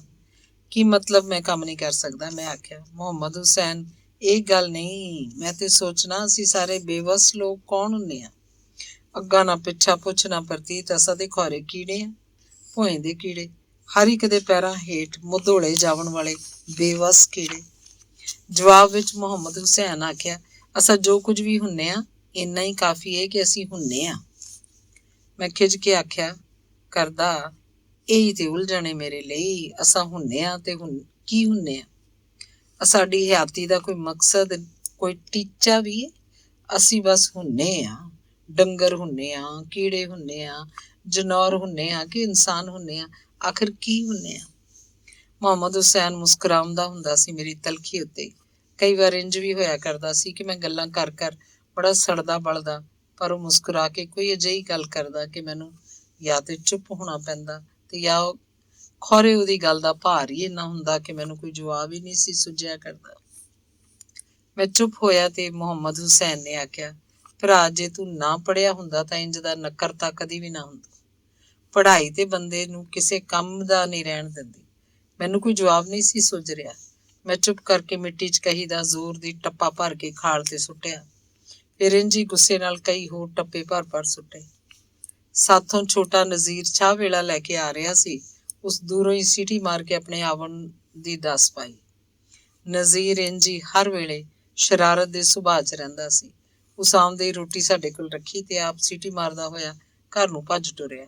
ਸਾਡੇ ਆਵਾਜ਼ਾਂ ਮਾਰਦਿਆਂ ਉਹ ਦੂਰ ਨਿਕਲ ਗਿਆ। ਅਸਾਂ ਰੋਟੀ ਖਾ ਕੇ ਫੇਰ ਖਾਲ ਤੇ ਜੁੱਟ ਪਏ। ਹੁਣ ਪੱਥੇ ਵੇਲੇ ਤੀਕਰ ਭਾਂਡਿਆਂ ਦੀ ਵੇਖਭਾਲ ਵੀ ਸਾਨੂੰ ਹੀ ਕਰਨੀ ਪੈ ਰਹੀ ਸੀ। ਖਾਲ ਦੇ ਜਿਹੜੇ ਹਿੱਸੇ ਉੱਤੇ ਕੰਮ ਕਰਨ ਜਾਂਦੇ ਭਾਂਡੇ ਨਾਲ ਹੀ ਚੁੱਕੀ ਫਿਰਦੇ। ਰਾਕਾਂ ਦੀ ਮਿਹਨਤ ਤੇ ਲਗਨ ਨਾਲ ਪੂਰੇ ਮਹੀਨੇ ਮਗਰੋਂ ਖਾਲ ਬੱਝ ਕੇ ਤਿਆਰ ਹੋ ਗਿਆ। ਖਾਲ 'ਚ ਪਾਣੀ ਛੱਡ ਕੇ ਚਾਲੂ ਕਰਨ ਵੇਲੇ ਜ਼ਿਮੀਂਦਾਰ ਦੇਗ ਚੌਲਾਂ ਦੀ ਪਕਾਈ, ਪਿੰਡ ਦੇ ਬਾਲਾਂ ਕੁਝ ਖਾਧੇ ਤੇ ਕੁਝ ਝੋਲੀਆਂ 'ਚ ਪਾ ਕੇ ਘਰਾਂ ਨੂੰ ਲੈ ਟੁਰੇ। ਜ਼ਿਮੀਂਦਾਰ ਮੁਬਾਰਕਾਂ ਤੇ ਦੁਆਵਾਂ ਲਈਆਂ। ਰਾਕਾਂ ਨੂੰ ਪੱਲਿਓਂ ਕਰਜ਼ਾ ਦੇ ਕੇ ਜ਼ਿਮੀਂਦਾਰ ਹੋਰਾਂ ਜੋਗਾ ਬਣਵਾਈਆਂ, ਜਦਕਿ ਸਾਰੇ ਜਾਣਦੇ ਸੀ ਕਿ ਜ਼ਿਮੀਂਦਾਰ ਸੂਈਆਂ ਦੇ ਫਾਲੇ ਠੋਕਦਾ ਹੈ, ਥੇਲੀ ਦੇ ਕੇ ਹਵੇਲੀ ਲਿਖ ਲੈਂਦਾ। ਫਿਰ ਵੀ ਰਾਕ ਕਰਜ਼ਾ ਲੈ ਰਹੇ ਸਨ, ਖੁਸ਼ੀ ਨਾਲ ਤੇ ਮਜਬੂਰੀ ਭਾਰੋਂ। ਕਰਜ਼ੇ ਦੀ ਰਕਮ 'ਚੋਂ ਕੁਝ ਜੋਗਾਂ ਖਰੀਦਣ ਉੱਤੇ ਖਰਚ ਕਰਦੇ ਤੇ ਕੁਝ ਆਟਾ ਦਾਣਾ ਲੈ ਆਉਂਦੇ। ਰਾਕਾਂ ਦਾ ਇਹ ਕਿਰਸ ਤੇ ਬੇਈਮਾਨੀ ਜ਼ਿਮੀਂਦਾਰ ਵੀ ਸਮਝਦਾ ਸੀ। ਚੁੱਪ ਸੀ ਕਿ ਫਸਲ ਤੇ ਮੈਂ ਹੀ ਲੈ ਆਉਣੀ ਹੈ, ਜ਼ਮੀਨਾਂ ਆਬਾਦ ਵੀ ਮੇਰੀਆਂ ਹੀ ਹੋਣੀਆਂ ਨੇ। ਤੇ ਜ਼ਿਮੀਂਦਾਰ ਦਾ ਮੁਨਸ਼ੀ ਕਾਕੂ ਲੂੰਜਾ ਬੜਾ ਚੁਗਲਖੋਰ ਸੀ। ਰਾਕਾਂ ਦੀ ਨਿੱਕੀ ਨਿੱਕੀ ਗੱਲ ਉੱਤੇ ਵੀ ਜ਼ਿਮੀਂਦਾਰ ਕੋਲੋਂ ਬੇਇੱਜ਼ਤੀ ਕਰਵਾ ਦਿੰਦਾ ਸੀ। ਅੰਗ 7ਵਾਂ। ਇੱਕ ਵਾਰੀ ਫੇਰ ਚਾਚੇ ਲੰਡੂ ਦੀ ਮਹਿਮਾ ਟੁਰ ਪਈ ਸੀ। ਹੋਸ਼ਾਂ ਨੱਸ ਕੇ ਆਪਣੇ ਪਿਛਲੇ ਬਾਲਾਂ ਕੋਲ ਲੱਪੜ ਗਈ ਹੋਈ ਸੀ। ਉਹਦੀ ਜੁਦਾਈ 'ਚ ਚਾਚਾ ਲੰਡੂ ਪਾਗਲਾਂ ਵਾਂਗਰ ਕੰਧਾਂ ਨੂੰ ਟੱਕਰਾਂ ਮਾਰੇ ਤੇ ਰੋ ਰੋ ਕੇ ਹੱਥੀਂ ਪਏ। ਲੰਡੂ ਨਾਲ ਜੋ ਹੋਣੀ ਸੀ ਹੋਈ, ਪਰ ਲੰਡੂ ਦੀ ਮਾਂ ਨੂੰ ਫੇਰ ਗਸ਼ ਪੈਣ ਲੱਗ ਪਈ ਸਨ। ਸ਼ਾਮ ਸਵੇਰੇ ਰੋਵਣ ਨਾਲ ਮਾਈ ਦਾ ਬਹੁਤ ਬੁਰਾ ਹਾਲ ਹੋ ਗਿਆ ਸੀ। ਹੁਣ ਉਹਦੇ ਵੈਣ ਵਿੱਚ ਇੱਕੋ ਕੁਰਲਾਪ ਸੀ, ਵੇ ਲੋਕੋ, ਮੈਂ ਲੁੱਟੀ ਗਈ ਹਾਂ। ਮੇਰੀ ਮਾਸੂਮ ਧੀ ਵਿਚਾਰੀ ਦਾ ਕੀ ਬਣੇਗਾ? ਵੇ ਲੰਡੂ, ਤੇਰੇ ਲਾਈ ਫੱਟਾਂ ਨਾਲ ਮੈਂ ਮਰਨ ਜੋਗੀ ਨਾ ਜੀਵਨ ਜੋਗੀ ਰਹੀ ਹਾਂ। ਚਾਚੇ ਲੰਡੂ ਦੇ ਘਰ ਲੋਕਾਂ ਦਾ ਮੇਲਾ ਲੱਗਾ ਰਹਿੰਦਾ ਸੀ। ਕੁਝ ਤਾਂ ਤਸੱਲੀਆਂ ਦਿੰਦੇ, ਪਰ ਬਹੁਤੇ ਤਮਾਸ਼ਾ ਵੇਖਣ ਵਾਲੇ ਹੁੰਦੇ ਸਨ। ਚਾਚੇ ਲੰਡੂ ਤੇ ਉਹਦੇ ਘਰ ਵਾਲਿਆਂ ਦੀ ਹਾਲਤ ਉੱਤੇ ਤਰਸ ਆਉਂਦਾ ਸੀ। ਮੇਰੇ ਆਪਣੇ ਮਨ 'ਚ ਵੀ ਦੁੱਖ ਤੇ ਅਫਸੋਸ ਨਾਲ ਡੋਬ ਪੈਂਦੇ ਸਨ। ਚਾਚੇ ਲੰਡੂ ਅਜਿਹੀ ਦਿਲ ਉੱਤੇ ਲਾਈ ਕਿ ਇੱਕਾ ਮੰਜੀ ਨਾਲ ਮੰਜੀ ਹੋ ਗਿਆ। ਜਿੱਧਰ ਵੇਖਦਾ ਬਸ ਉੱਧਰ ਹੀ ਤਾੜੀ ਲਾਈ ਰੱਖਦਾ। ਕੁਝ ਦਿਨ ਤੋਂ ਉਸ ਖਾਧਾ ਪੀਤਾ ਵੀ ਕੁਝ ਨਹੀਂ ਸੀ, ਬਸ ਐਵੇਂ ਰੋਟੀ ਟੁੱਕਰ ਨੂੰ ਚੱਕ ਕੇ ਛੱਡ ਦਿੰਦਾ ਸੀ।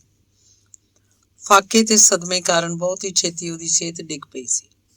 ਜੁੱਸੇ ਉੱਤੇ ਮਾਸ ਸੁੱਕਣ ਲੱਗ ਪਿਆ ਸੀ, ਅੱਖਾਂ ਅੰਦਰ ਨੂੰ ਖਿੱਚੀਆਂ ਗਈਆਂ ਸਨ, ਹੱਡੀਆਂ ਨਿਕਲੇ ਸੁੱਕੇ ਮੂੰਹ ਤੇ ਬੱਗੀਆਂ ਬੱਗੀਆਂ ਅੱਖਾਂ ਵੇਖ ਕੇ ਚਾਚੇ ਲੰਡੂ ਕੋਲੋਂ ਖੌਫ ਆਉਂਦਾ ਸੀ। ਸਾਰਾ ਘਰ ਹੀ ਭਾਵੇਂ ਦੁੱਖ ਕਾਰਨ ਮੋਇਆ ਤੇ ਅਫਸੁਰਦਾ ਲੱਗਦਾ ਸੀ, ਪਰ ਲੰਡੂ ਬਾਰੇ ਤਾਂ ਗੱਲਾਂ ਹੋਣ ਲੱਗ ਪਈਆਂ ਸਨ ਕਿ ਲੰਡੂ ਮੋਇਆ ਕਿ ਮੋਇਆ, ਘੜੀਏ ਜਾਂ ਪਾਲੇ, ਬਸ ਕਹਾਣੀ ਮੁੱਕਣ ਵਾਲੀ ਹੈ। ਲੰਡੂ ਦੀ ਮਾਂ ਆਪਣਾ ਦੁੱਖ ਭੁੱਲ ਕੇ ਲੰਡੂ ਦੀ ਫਿਕਰ ਨਾਲ ਹੋਰ ਚਿੰਤਾ ਕਰਨ ਲੱਗ ਪਈ। ਹਰ ਵੇਲੇ ਆਪਣੇ ਪੁੱਤਰ ਦੀ ਮੰਜੀ ਦੇ ਪਾਵੇ ਨਾਲ ਹੀ ਲੱਗੀ ਬੈਠੀ ਰਹਿੰਦੀ। ਮਾਂ ਬਹੁਤ ਕਰਕੇ ਪੁੱਤਰ ਨੂੰ ਸਮਝਾਉਣ ਦਾ ਯਤਨ ਕਰਦੀ ਹੋਈ ਮਿੰਨਤਾਂ ਤਰਲਿਆਂ ਤੇ ਆ ਗਈ। ਹੱਥ ਜੋੜ ਜੋੜ ਕੇ ਲੰਡੂ ਨੂੰ ਆਖਦੀ, ਪੁੱਤਰ ਹੁਣ ਤੇ ਉਹਦਾ ਖਿਆਲ ਛੱਡ ਦੇ, ਇਹ ਘਰ ਤੇ ਅੱਗਾ ਹੀ ਦੁੱਖਾਂ ਮੁਸੀਬਤਾਂ ਨਾਲ ਵਿੰਨਿਆ ਪਿਆ ਹੈ। ਲੰਡੂ ਦੇ ਭਰਾ ਵੀ ਆਖਣ ਲੱਗ ਪਏ ਸਨ ਕਿ ਇਹ ਛਟੱਲੀ ਮੁੱਕ ਹੀ ਜਾਵੇ ਤਾਂ ਚੰਗਾ ਹੈ। ਇਸ ਕੋਈ ਵੀ ਸੁੱਖ ਨਹੀਂ ਆਵਣ ਦਿੱਤਾ, ਇਸ ਘਰ 'ਚ ਹਮੇਸ਼ਾ ਔਕੜਾਂ ਤੇ ਮੁਸੀਬਤਾਂ ਹੀ ਲੈ ਕੇ ਆਉਂਦਾ ਹੈ। ਸਾਡੇ ਵਾਸਤੇ 'ਚ ਹੋਵੇ ਤਾਂ ਇਹਦੇ ਡੱਕਰੇ ਕਰਕੇ ਗਿਰਚਾਂ ਅੱਗੇ ਚਾ ਪਾਈਏ, ਪਰ ਕੀ ਕਰੀਏ, ਪਿਓ ਮਰਨ ਮਗਰੋਂ ਹੁਣ ਇਹ ਪਿਓ ਦੀ ਥਾਂ ਤੇ ਵੇ। ਭਰਾ ਲੰਡੂ ਦਾ ਅਦਬ ਇਹਤਰਾਮ ਵੀ ਕਰਦੇ ਸਨ, ਪਰ ਅੰਦਰੋਂ ਅੰਦਰ ਉਹਦੇ ਕੋਲੋਂ ਤੰਗ ਵੀ ਸਨ। ਅੱਕੇ ਅੱਕੇ ਤੇ ਸੜੇ ਸੁਭਾਅ ਦੇ ਹੋ ਗਏ ਸਨ। ਮਾਂ ਦੀ ਤਸੱਲੀ ਦੇਣ ਕਾਰਨ ਤੇ ਕੁਝ ਧੱਕੋ ਧੱਕੀ ਖਵਾਉਣ ਨਾਲ ਲੰਡੂ ਦੀ ਹਾਲਤ ਮਰਨ ਦੇ ਖਤਰੇ ਤੋਂ ਬਾਹਰ ਹੋਣ ਲੱਗ ਪਈ ਸੀ। ਪੂਰਾ ਮਹੀਨਾ ਮੈਂ ਵੀ ਚਾਚੇ ਲੰਡੂ ਦੀ ਦਿਲਜੋਈ ਕਰਨ 'ਚ ਰੁੱਝਾ ਰਿਹਾ ਸਾਂ। ਕਿਸੇ ਨਾ ਕਿਸੇ ਬਹਾਨੇ ਵੇਲਾ ਕੱਢ ਕੇ ਉਹਦੀ ਮੰਜੀ ਕੋਲ ਜਾ ਬਹਿੰਦਾ ਸਾਂ। ਜਦ ਕੁਝ ਹੋਰ ਹਾਲਤ ਸੰਭਲੀ ਤਾਂ ਮੈਂ ਆਪਣੇ ਵੱਲੋਂ ਸਮਝਾਇਆ ਹੋਇਆ ਆਖਿਆ, ਹੈ ਤੇ ਤੂੰ ਚਾਚਾ, ਪਰ ਨਿਰਾ ਲੰਡੋ ਹੀ ਨਿਕਲਿਆ ਏ। ਇੱਕ ਜਨਾਨੀ ਵਾਸਤੇ ਮਰਨ ਦੇ ਨੇੜੇ ਅੱਪੜ ਗਿਆ। ਰੰਨ ਤਾਂ ਪੈਰ ਦੀ ਜੁੱਤੀ ਹੁੰਦੀ ਹੈ, ਜਦੋਂ ਜੀ ਕੀਤਾ ਬਦਲ ਲਈ। ਆਖਣ ਨੂੰ ਮੈਂ ਸਭ ਕੁਝ ਆਖ ਦਿੰਦਾ ਸਾਂ, ਪਰ ਮੇਰਾ ਦਿਲ ਝੂਠ ਹੀ ਝੂਠ ਦੀ ਗਵਾਹੀ ਦੇਣ ਲੱਗ ਪੈਂਦਾ। ਦਿਲ ਦੀ ਇਸ ਗਵਾਹੀ ਕਾਰਨ ਮੈਂ ਆਪ ਹੀ ਆਪਣੇ ਕੋਲੋਂ ਪੱਚੀ ਹੋ ਪੈਂਦਾ ਸਾਂ। ਪਰ ਚਾਚੇ ਨੂੰ ਤਸੱਲੀ ਦੇਵਣ ਵਾਸਤੇ ਮੈਂ ਇਹ ਸ਼ਰਮਿੰਦਗੀ ਵੀ ਜਰ ਜਾਇਆ ਕਰਦਾ ਸਾਂ, ਜਾਂ ਖੌਰੇ ਮੈਨੂੰ ਕੋਈ ਹੋਰ ਗੱਲ ਆਉਂਦੀ ਨਹੀਂ ਸੀ। 3 ਦਿਨ ਤੇ ਚਾਚੇ ਲੰਡੂ ਮੇਰੇ ਨਾਲ ਕੋਈ ਗੱਲ ਨਹੀਂ ਸੀ ਕੀਤੀ ਤੇ ਨਾ ਹੀ ਕੋਈ ਜਵਾਬ ਦਿੱਤਾ ਸੀ। ਚੌਥੇ ਦਿਨ ਉਹਦਾ ਬੈਠਣ ਨੂੰ ਜੀ ਕੀਤਾ, ਕਮਜ਼ੋਰੀ ਕਾਰਨ ਉੱਠਿਆ ਨਹੀਂ ਸੀ ਜਾਂਦਾ ਉਹਦੇ ਕੋਲੋਂ। ਮੈਂ ਕੰਡ ਵੱਲੋਂ ਕਰਕੇ ਕੁਝ ਆਸਰਾ ਕਰਕੇ ਉਹਨੂੰ ਬੈਠਣ 'ਚ ਮਦਦ ਕੀਤੀ। ਝੱਟ ਕੁ ਬੈਠੇ ਬੈਠੇ ਆਪਣੇ ਸਾਹ ਦਰੁਸਤ ਕੀਤੇ ਤੇ ਫਿਰ ਕਮਜ਼ੋਰ ਤੇ ਡੁੱਬਦੀ ਤਰਦੀ ਆਵਾਜ਼ 'ਚ ਹੌਲੀ ਹੌਲੀ ਬੋਲਿਆ, ਗੋਗੀ, ਜਿਹੜੀ ਗੱਲ ਤੂੰ ਕਰਨਾ ਹੈ। ਹਾਂ ਹਾਂ ਬੋਲ ਚਾਚਾ। ਮੈਨੂੰ ਖੁਸ਼ੀ ਤੇ ਤਸੱਲੀ ਹੋਈ ਕਿ ਹੁਣ ਖਤਰੇ ਵਾਲੀ ਕੋਈ ਗੱਲ ਨਹੀਂ। ਇੰਨਾ ਬੋਲਣ ਨਾਲ ਹੀ ਜਿਵੇਂ ਨੀਂਦਰ ਜਾਂ ਬੇਹੋਸ਼ੀ ਦਾ ਦੌਰਾ ਜਿਹਾ ਪੈ ਗਿਆ ਸੀ। ਮੈਂ ਉਹਦੀ ਕੰਡ ਤੇ ਮੋਢਿਆਂ ਨੂੰ ਘੁੱਟਣ ਲੱਗ ਪਿਆ। ਉਸ ਝੱਟ ਮਗਰੋਂ ਫੇਰ ਆਖਿਆ, ਗੋਗੀ, ਕੀ ਤੂੰ ਦਿਲੋਂ ਆਖਣਾ ਹੈ ਕਿ ਰੰਨ ਪੈਰ ਦੀ ਜੁੱਤੀ ਹੁੰਦੀ ਹੈ? ਉਹਦੇ ਇਸ ਸਵਾਲ ਉੱਤੇ ਮੈਂ ਚੁੱਪ ਹੀ ਰਿਹਾ। ਕੀ ਜਵਾਬ ਦਿੰਦਾ? ਦਿਲੋਂ ਤੇ ਮੈਂ ਰੰਨ ਨੂੰ ਪੈਰ ਦੀ ਜੁੱਤੀ ਨਹੀਂ ਸੀ ਸਮਝਦਾ, ਪਰ ਚੁੱਪ ਰਹਿਣਾ ਵੀ ਮੈਨੂੰ ਠੀਕ ਨਹੀਂ ਸੀ ਜਾਪਦਾ। ਝੱਟ ਸੰਭਲ ਕੇ ਆਖਿਆ, ਲੋਕੀ ਤਾਂ ਇੰਝ ਹੀ ਆਖਦੇ ਨੇ ਚਾਚਾ, ਮੈਂ ਤਾਂ ਸੁਣੀ ਸੁਣਾਈ ਗੱਲ ਕੀਤੀ ਹੈ। ਲੰਡੂ ਦੇ ਸੁੱਕੇ ਮੂੰਹ ਤੇ ਨਿੱਕੀ ਤੇ ਬੇਮਲੂਮ ਜੀ ਮੁਸਕਾਨ ਉੱਭਰੀ ਤਾਂ ਬੋਲਿਆ, ਤੇਰੇ ਨਾਲ ਤੇ ਮੈਂ ਦਿਲ ਦੀਆਂ ਸਾਰੀਆਂ ਗੱਲਾਂ ਕਰ ਲੈਣਾ ਵਾਂ, ਫਿਰ ਵੀ ਤੂੰ ਲੋਕਾਂ ਵਾਂਗ ਸੋਚਣਾ ਹੈ ਤੇ ਸਮਝਣਾ ਹੈ। ਨਹੀਂ ਨਹੀਂ ਚਾਚਾ, ਮੈਂ ਲੋਕਾਂ ਵਾਂਗ ਨਹੀਂ ਸੋਚਦਾ, ਮੈਨੂੰ ਤਾਂ ਤੇਰੀ ਸਿਹਤ ਦੀ ਫਿਕਰ ਏ। ਤੂੰ ਠੀਕ ਹੋ ਜਾਏ ਤੇ ਫਿਰ ਉਹ ਵੀ ਉਹੀ ਗੱਲਾਂ ਹੋਸਣ। ਮੈਂ ਆਪਣੀ ਸਫਾਈ ਵਿੱਚ ਹੋਰ ਵੀ ਬਹੁਤ ਕੁਝ ਆਖਿਆ। ਹੁਣ ਉਹ ਗੱਲਾਂ ਕਿੱਥੇ ਕਾਕਾ, ਐਵੇਂ ਜੋੜਾ ਲੋਕ ਬੁਲਾਉਂਦਾ ਹੀ। ਇੰਨਾ ਕਹਿਣ ਮਗਰੋਂ ਚਾਚੇ ਲੰਡੂ ਨੂੰ ਸਾਹ ਚੜ ਗਿਆ ਤੇ ਹੌਂਕਣ ਲੱਗ ਪਿਆ ਸੀ। ਉਹਦੇ ਸਾਹਾਂ 'ਚ ਕਾਹਲੀ ਤੇ ਅੱਖਾਂ 'ਚ ਨਮੀ ਜੀ ਆ ਗਈ ਸੀ। ਮੈਂ ਆਸਰਾ ਕਰਕੇ ਫਿਰ ਮੰਜੀ ਤੇ ਲੰਮਾ ਪੈਣ 'ਚ ਉਹਦੀ ਮਦਦ ਕੀਤੀ। ਉਹਦੀ ਮਾਂ ਘਿਓ ਗਰਮ ਕਰਕੇ ਲਿਆਈ ਤੇ ਲੰਡੂ ਦੇ ਸਾਰੇ ਜੁੱਸੇ ਦੀ ਮਾਲਿਸ਼ ਕੀਤੀ। ਫਿਰ ਜਦੋਂ ਟੁਰਨ ਫਿਰਨ ਜੋਗਾ ਹੋਇਆ ਤਾਂ ਟਿਊਬਵੈੱਲ ਲਾਗੇ ਚੱਕੀ ਤੀਕਰ ਆਵਣ ਜਾਵਣ ਲੱਗ ਪਿਆ। ਦਿਲ ਕਰਦਾ ਤਾਂ ਰਾਹ ਵਿੱਚ ਹੀ ਕਮਲਿਆਂ ਵਾਂਗਰ ਬਹਿ ਜਾਂਦਾ। ਉੱਥੇ ਬੈਠੇ ਨੂੰ ਜਾ ਕੇ ਉਹਦੀ ਮਾਂ ਲਿਆਇਆ ਕਰਦੀ ਸੀ। ਆਸ਼ਕਾਂ ਦੇ ਹਾਲ ਮੈਂ ਸੁਣੇ ਤਾਂ ਹੋਏ ਸੀ, ਪਰ ਇਹੋ ਜਿਹਾ ਇਸ਼ਕ ਪਹਿਲੀ ਵਾਰੀ ਵੇਖ ਕੇ ਮੇਰੇ ਦਿਲ ਅੰਦਰ ਖਿਆਲ ਉੱਭਰਿਆ, ਰੱਬਾ ਲੱਗ ਨਾ ਕਿਸੇ ਨੂੰ ਜਾਵੇ ਇਸ਼ਕੇ ਦਾ ਰੋਗ ਬੁਰਾ। ਲੰਡੂ ਦੀ ਹਾਲਤ ਵੇਖ ਕੇ ਲੋਕ ਮਖੌਲ ਕਰਦੇ। ਕਦੀ ਕਦੀ ਤਾਂ ਖੌਰੇ ਕੀ ਹੁੰਦਾ ਸੀ ਉਹਨੂੰ, ਉਹ ਇੱਕੋ ਥਾਂ ਤੇ ਹੀ ਚੱਕਰ ਬੰਨ ਕੇ ਘੁੰਮੀ ਜਾਇਆ ਕਰਦਾ ਸੀ। ਲੋਕਾਂ ਦੀ ਟਿਚਕਰ ਜਾਂ ਤੰਜ਼ ਉੱਤੇ ਕਿਸੇ ਨੂੰ ਵੀ ਜਵਾਬ ਨਹੀਂ ਸੀ ਦਿੰਦਾ, ਨਾ ਹੀ ਕੋਈ ਗੁੱਸਾ ਕਰਦਾ ਸੀ। ਕਦੀ ਕਦੀ ਮੇਰੇ ਨਾਲ ਗੱਲਾਂ ਕਰਨ ਲੱਗ ਪੈਂਦਾ ਸੀ, ਇਸ਼ਕ ਦੀਆਂ ਤੇ ਹੋਸ਼ਾਂ ਦੀਆਂ ਗੱਲਾਂ ਕਰੀ ਜਾਂਦਾ ਸੀ। ਜੇ ਮੈਂ ਉਹਦੀ ਗੱਲ ਦਾ ਹੰਗੂਰਾ ਨਾ ਭਰਦਾ ਤਾਂ ਉਹ ਨਾਰਾਜ਼ ਹੋ ਜਾਂਦਾ ਸੀ। ਫਿਰ ਮੈਨੂੰ ਤਰਲੇ ਤੇ ਮਿੰਨਤਾਂ ਕਰਕੇ ਮਨਾਵਣਾ ਪੈਂਦਾ ਸੀ। ਡੇਕ ਦੇ ਵਗਦੇ ਪਾਣੀ 'ਚ ਅਸੀਂ ਦੋਵੇਂ ਲੱਤਾਂ ਲਮਕਾ ਕੇ ਬਹਿ ਜਾਂਦੇ ਸਾਂ। ਗੱਲਾਂ ਕਰਦਿਆਂ ਹੋਇਆਂ ਆਖਦਾ, ਗੋਗੀ, ਮੇਰਾ ਦਿਲ ਆਖਦਾ ਹੈ ਹੋਸ਼ਾਂ ਜ਼ਰੂਰ ਆਏਗੀ। ਉਹਦਾ ਕੋਈ ਕਸੂਰ ਨਹੀਂ, ਉਹ ਮੈਨੂੰ ਦਗਾ ਨਹੀਂ ਦੇ ਸਕਦੀ। ਹੋਸ਼ਾਂ ਤੇ ਆਪਣੇ ਬਾਲਾਂ ਨੂੰ ਮਿਲਣ ਗਈ ਏ। ਆਖਰ ਮਾਂ ਹੀ, ਮਾਂ ਦੀਆਂ ਅੰਦਰਾਂ ਹੁੰਦੀਆਂ ਨੇ।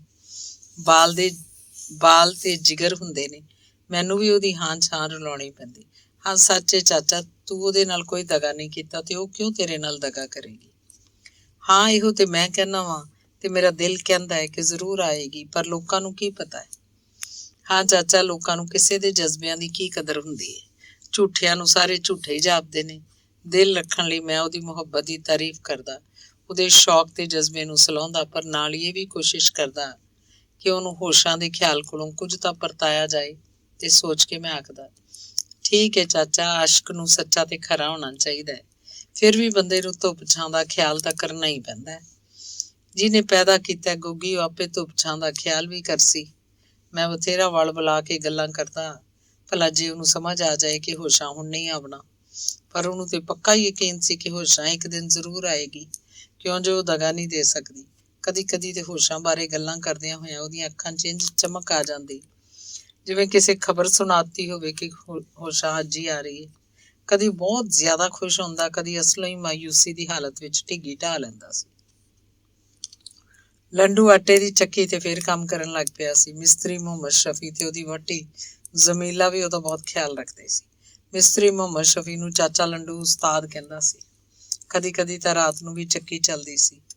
ਲੰਡੂ ਵੀ ਆਪਣੇ ਉਸਤਾਦ ਕੋਲ ਹੀ ਪੈ ਰਹਿੰਦਾ ਸੀ, ਸਗੋਂ ਰਾਤ ਹੀ ਉੱਥੇ ਰਹਿਣ ਲੱਗ ਪਿਆ ਸੀ। ਮੇਰੇ ਨਾਲ ਮੁਲਾਕਾਤ ਕਦੀ ਕਦਾਈ ਦੀ ਹੋ ਗਈ ਸੀ। ਮੇਰਾ ਪਿਓ ਕੰਮ ਹੀ ਇੰਨਾ ਕਰਵਾਉਂਦਾ ਸੀ ਕਿ ਕਿਸੇ ਹੋਰ ਗੱਲ ਦੀ ਹੋਸ਼ ਹੀ ਨਹੀਂ ਸੀ ਰਹਿੰਦੀ ਤੇ ਨਾ ਹੀ ਰੱਜ ਕੇ ਵੇਲ ਮਿਲਿਆ ਕਰਦੀ ਸੀ।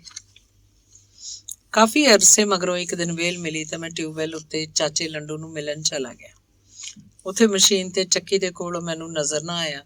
ਮੈਂ ਮਿਸਤਰੀ ਮੁਹੰਮਦ ਸ਼ਫੀ ਦੇ ਮਕਾਨ ਤੇ ਜਾ ਕੇ ਭਾਬੀ ਜਮੀਲਾ ਕੋਲੋਂ ਪੁੱਛਿਆ, ਭਾਬੀ, ਇਹ ਦੋਵੇਂ ਉਸਤਾਦ ਸ਼ਾਗਿਰਦ ਨਜ਼ਰ ਨਹੀਂ ਆ ਰਹੇ, ਕਿੱਥੇ ਗਏ ਨੇ? ਭਾਬੀ ਜਮੀਲਾ ਦੱਸਿਆ, ਤੇਰਾ ਭਰਾ ਤਾਂ ਟਿਊਬਵੈੱਲ ਲਈ ਕੁਝ ਸਮਾਨ ਲੈਣ ਸ਼ਹਿਰ ਗਿਆ ਹੋਇਆ ਤੇ ਦੂਜਾ ਭਾਬੀ, ਉਹ ਹੇਠਾਂ ਖੂਹ 'ਚ ਨੱਟ ਬੁਲਟ ਪਿਆ ਕੱਸਦਾ ਹੋਣਾ ਹੈ, ਮੈਂ ਉਤਰਦਿਆਂ ਵੇਖਿਆ। ਮੈਂ ਜਾਵਣ ਲਈ ਮੁੜਿਆ ਤਾਂ ਭਾਬੀ ਜਮੀਲਾ ਆਵਾਜ਼ ਦੇ ਕੇ ਰੋਕਿਆ, ਵੇ ਦੇਵਰਾ, ਭਾਬੀ ਕੋਲ ਇੱਕ ਪਲ ਵੀ ਨਹੀਂ ਖਲੋ ਸਕਦਾ? ਇੱਥੇ ਹੀ ਏ ਤੇਰਾ ਲੰਡੂ, ਗੁਆਚ ਨਹੀਂ ਜਾਂਦਾ। ਕਾਫੀ ਦਿਨ ਹੋ ਗਏ ਸਨ ਭਾਬੀ, ਮੈਂ ਉਹਨੂੰ ਮਿਲਿਆ ਹੀ ਨਹੀਂ, ਇਸ ਲਈ ਮੈਨੂੰ ਕਾਹਲੀ ਸੀ। ਇਸ਼ਕ ਦਾ ਜਿੰਨ ਉਹਨੂੰ ਚੰਬੜਿਆ ਹੋਇਆ ਸੀ, ਜਿੰਨ ਤਾਂ ਕੁਝ ਛੱਡ ਗਿਆ ਜਾਪਦਾ ਏ, ਤਾਂ ਹੀ ਤੇ ਦਿਲ ਲਾ ਕੇ ਕੰਮ ਕਰਨ ਲੱਗ ਪਿਆ। ਨਹੀਂ ਭਾਬੀ, ਇੰਨੀ ਛੇਤੀ ਇਹ ਜਿੰਨ ਛੱਡ ਕੇ ਜਾਣ ਵਾਲਾ ਨਹੀਂ ਹੁੰਦਾ। ਹਾਏ ਮੈਂ ਮਰ ਜਾਵਾਂ। ਭਾਬੀ ਜਮੀਲਾ ਆਪਣੇ ਲਾਲ ਚਿਹਰੇ ਦੀ ਠੋਡੀ ਉੱਤੇ ਉਂਗਲੀ ਰੱਖਦਿਆਂ ਆਖਿਆ, ਵੀ ਤੈਨੂੰ ਵੀ ਕੋਈ ਇਹੋ ਜਿਹਾ ਜਿੰਨ ਤੇ ਨਹੀਂ ਚੰਬੜ ਗਿਆ? ਕੌਣ ਏ ਉਹ? ਕੋਈ ਵੀ ਨਹੀਂ ਭਾਬੀ, ਤੂੰ ਇੰਨਾ ਦੱਸ, ਕਾਹਦੇ ਲਈ ਮੈਨੂੰ ਰੋਕਿਆ ਈ? ਤੂੰ ਐਵੇਂ ਨਹੀਂ ਇੰਨੀ ਮਿੱਠੀ ਹੁੰਦੀ। ਹਾਏ ਵੇ ਦੇਵਰਾ, ਬੜਾ ਪਾਡਾ ਹੋ ਗਿਆ ਏ। ਜੇ ਮੈਂ ਤੈਨੂੰ ਜਿੰਨ ਬਣ ਕੇ ਚਿੰਬੜ ਗਈ ਤਾਂ ਫਿਰ ਕੀ ਬਣੂ? ਕੁਝ ਵੀ ਨਾ ਬਣੂ। ਮੁਹੰਮਦ ਸ਼ਫੀ ਪੀਰ ਆਪੇ ਸੋਟਿਆਂ ਨਾਲ ਕੱਢ ਲੈ ਸੀ ਇਸ ਜਿੰਨ ਨੂੰ। ਬੜਾ ਡਰਾਵਾ ਦਿਨ ਹੈ ਆਪਣੇ ਸਫੀ ਪੀਰ ਦਾ, ਮੈਂ ਤੇ ਆਪ ਉਹਦੀ ਪੀਰ ਹਾਂ। ਫਿਰ ਆਪੇ ਹੈਰਾਨ ਹੋ ਕੇ ਬੋਲੀ, ਹਾਂ ਮੈਂ ਤੇ ਭੁੱਲ ਹੀ ਗਈ ਸਾਂ। ਸੱਚੀ ਦੇਵਰਾ, ਤੈਨੂੰ ਵੇਖ ਕੇ ਤੇ ਮੇਰਾ ਚੇਤਾ ਖਿੱਲਰ ਪੁੱਲਰ ਜਾਂਦਾ ਹੈ। ਤੈਨੂੰ ਰੋਕਿਆ ਕਾਹਦੇ ਲਈ ਸੀ ਤੇ ਗੱਲਾਂ ਕੀ ਕਰੀ ਜਾਂਦੀਆਂ? ਹੱਸਣ ਲੱਗ ਪਈ। ਨਾ ਭਾਬੀ, ਤੇਰਾ ਚੇਤਾ ਨਹੀਂ ਖਿਲਰਦਾ, ਤੇਰੇ ਖਿਲਰੇ ਹਾਸੇ ਚੰਗੇ ਲੱਗਦੇ ਨੇ। ਵਾਹ ਵੇ ਦੇਵਰਾ, ਮੈਂ ਵਾਰੀ ਜਾਵਾਂ ਤੇਰੇ ਮੂੰਹ ਚੋਂ ਇਹ ਸੁਣ ਕੇ ਕਿ ਮੇਰੇ ਹਾਸੇ ਚੰਗੇ ਲੱਗਦੇ ਨੇ। ਸਹੁੰ ਰੱਬ ਦੀ, ਜੀ ਖੁਸ਼ ਹੋ ਗਿਆ। ਭਾਬੀ ਜਮੀਲਾ ਹਾਸੇ ਹਾਸੇ 'ਚ ਹੀ ਫੜ ਕੇ ਮੇਰਾ ਮੂੰਹ ਚੁੰਮ ਲਿਆ। ਉਹਦੇ ਸੱਜਰੇ ਧੋਤੇ ਖਿਲਰੇ ਵਾਲਾਂ 'ਚੋਂ ਖੁਸ਼ਬੂ ਤੇ ਉਹਦੀ ਹੱਥਾਂ ਦੀ ਗਰਮੀ ਨਾਲ ਅਜਿਹਾ ਨਸ਼ਾ ਹੋਇਆ ਕਿ ਇੱਕ ਵਾਰ ਤੇ ਮੈਨੂੰ ਆਪਣਾ ਆਪਾ ਭੁੱਲਾ ਹੋਇਆ ਜਾਪਿਆ। ਪਾਊਡਰ ਤੇ ਖੁਸ਼ਬੂ ਦੀ ਸ਼ੌਕੀਨ ਭਾਬੀ ਜਮੀਲਾ ਕੋਲੋਂ ਮੈਂ ਥੋੜਾ ਜਿਹਾ ਪਿਛਾਂਹ ਹਟਿਆ ਤਾਂ ਉਸ ਬਾਹੋਂ ਫੜ ਕੇ ਆਖਿਆ, ਤੇਰਾ ਭਰਾ ਸ਼ਹਿਰੋਂ ਟਿਊਬਵੈੱਲ ਦਾ ਸਮਾਨ ਲੈਣ ਨਹੀਂ ਗਿਆ, ਕੁਝ ਖਾਵਣ ਲਈ ਆਟਾ ਦਾਣਾ ਉਧਾਰ ਲੈਣ ਗਿਆ ਏ। ਖੌਰੇ ਮਿਲੇ ਨਾ ਮਿਲੇ, ਅਸਾਂ ਸਵੇਰ ਦੇ ਭੁੱਖੇ ਹਾਂ, ਭੁੱਖਾ ਹੀ ਗਿਆ ਏ। ਭਾਬੀ ਜਮੀਲਾ ਦੀਆਂ ਅੱਖਾਂ 'ਚ ਅੱਥਰੂ ਆ ਗਏ। ਤਰਲਾ ਕਰਦੀ ਹੋਵੇ ਜਿਵੇਂ ਆਖਿਆ, ਜਦ ਦੁੱਧ ਦਾ ਗਲਾਸ ਫੜ ਲਿਆ, ਚਾਹ ਹੀ ਬਣਾ ਲਵਾਂ। ਮੈਂ ਹੈਰਾਨ ਸਾਂ। ਇਹ ਹੱਸਦੇ ਖੇਡਦੇ ਖੁਸ਼ ਤੇ ਸੋਹਣੇ ਮੁਖੜੇ ਵੀ ਫਾਕੇ 'ਚ ਰਹਿੰਦੇ ਨੇ। ਸਾਰੇ ਪਿੰਡ ਵਾਲੇ ਤੇ ਇਹਨਾਂ ਨੂੰ ਸੌਖੇ ਹਾਲ ਵਾਲੇ ਸਮਝਦੇ ਨੇ। ਮਹੀਨੇ ਦੇ ਮਹੀਨੇ ਨਗਦ ਤਨਖਾਹ ਤਾਂ ਮਿਲਦੀ ਹੋਏਗੀ, ਫਿਰ ਇਹ ਸਾਡੇ ਘਰੋਂ ਰੋਜ਼ ਸੇਰ ਦੁੱਧ ਲੈਂਦੇ, ਪੈਸੇ ਰੋਜ਼ ਨਕਦ ਹੀ ਦਿੰਦੇ ਨੇ। ਸਾਡੇ ਖਿਆਲ 'ਚ ਦੋਵੇਂ ਜੀ ਚੰਗਾ ਖਾਂਦੇ ਪੀਂਦੇ ਤੇ ਚੰਗਾ ਹੰਡਾਉਂਦੇ, ਮੌਜਾਂ ਮਾਣਦੇ ਸਨ।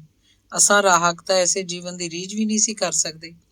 ਫਿਰ ਫਾਕੇ ਕਿਉਂ? ਮੈਨੂੰ ਯਕੀਨ ਨਹੀਂ ਸੀ ਆ ਰਿਹਾ। ਮੈਂ ਪੁੱਛਿਆ, ਭਾਬੀ ਮਖੌਲ ਤੇ ਨਹੀਂ ਕਰ ਰਹੀ ਤੂੰ? ਭਰਾ ਮੁਹੰਮਦ ਸ਼ਫੀ ਨਾਲ ਕੋਈ ਝਗੜਾ ਤੇ ਨਹੀਂ ਹੋ ਗਿਆ?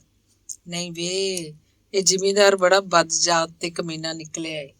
ਵੇਲੇ ਸਿਰ ਤਨਖਾਹ ਹੀ ਨਹੀਂ ਦਿੰਦਾ, ਸਗੋਂ ਜਦੋਂ ਵੀ ਦਿੰਦਾ ਵੇਲਾ ਲੰਘਾ ਕੇ ਘੱਟ ਦਿੰਦਾ ਹੈ। ਅਸੀਂ ਘਰ ਤੇ ਖਰਚ ਲਈ ਤੇਰੇ ਮੇਰੇ ਕੋਲੋਂ ਉਧਾਰ ਲੈਂਦੇ ਹਾਂ। ਤੇਰਾ ਭਰਾ ਖੌਰੇ ਕਿਉਂ ਜਰੀ ਜਾਮਦਾ ਹੈ। ਫਾਕਿਆਂ ਤੋਂ ਤੰਗ ਆ ਕੇ ਕਈ ਵਾਰੀ ਨੌਕਰੀ ਛੱਡ ਦੇਵਣ ਦਾ ਵੀ ਸੋਚਿਆ। ਮੈਨੂੰ ਬੜਾ ਹੀ ਤਰਸ ਆਇਆ। ਜ਼ਿਮੀਂਦਾਰ ਉੱਤੇ ਗੁੱਸਾ ਵੀ ਕਮਾਲ ਏ। ਜਿਨ੍ਹਾਂ ਨੂੰ ਅਸੀਂ ਸੌਖੇ ਸਮਝਦੇ ਸਾਂ ਉਹ ਸਾਤੋਂ ਵੀ ਔਖੇ ਤੇ ਤੰਗ ਨਿਕਲੇ। ਮੈਂ ਆਖਿਆ, ਚੱਲ ਭਾਬੀ ਘਰ ਚੱਲ, ਮਾਂ ਕੋਲੋਂ ਕੁਝ ਲੈ ਆਉਂਦੇ ਹਾਂ, ਨਾਲੇ ਕੁਝ ਖਾ ਪੀ ਲਵਾਂਗੇ। ਮੈਂ ਅਜੇ ਵੀ ਭੱਥੇ ਵੇਲਾ ਨਹੀਂ ਕੀਤਾ। ਤੇਰਾ ਭਰਾ ਪਤਾ ਨਹੀਂ ਕਿਹੜੇ ਵੇਲੇ ਆਵੇ। ਬੂਹੇ ਨੂੰ ਚੰਦਰਾ ਵੇਖ ਕੇ ਕਿਤੇ ਉਹ ਵੀ ਲੰਡੂ ਵਾਂਗ ਹੀ ਨਾ ਸੋਚਣ ਲੱਗ ਪਵੇ।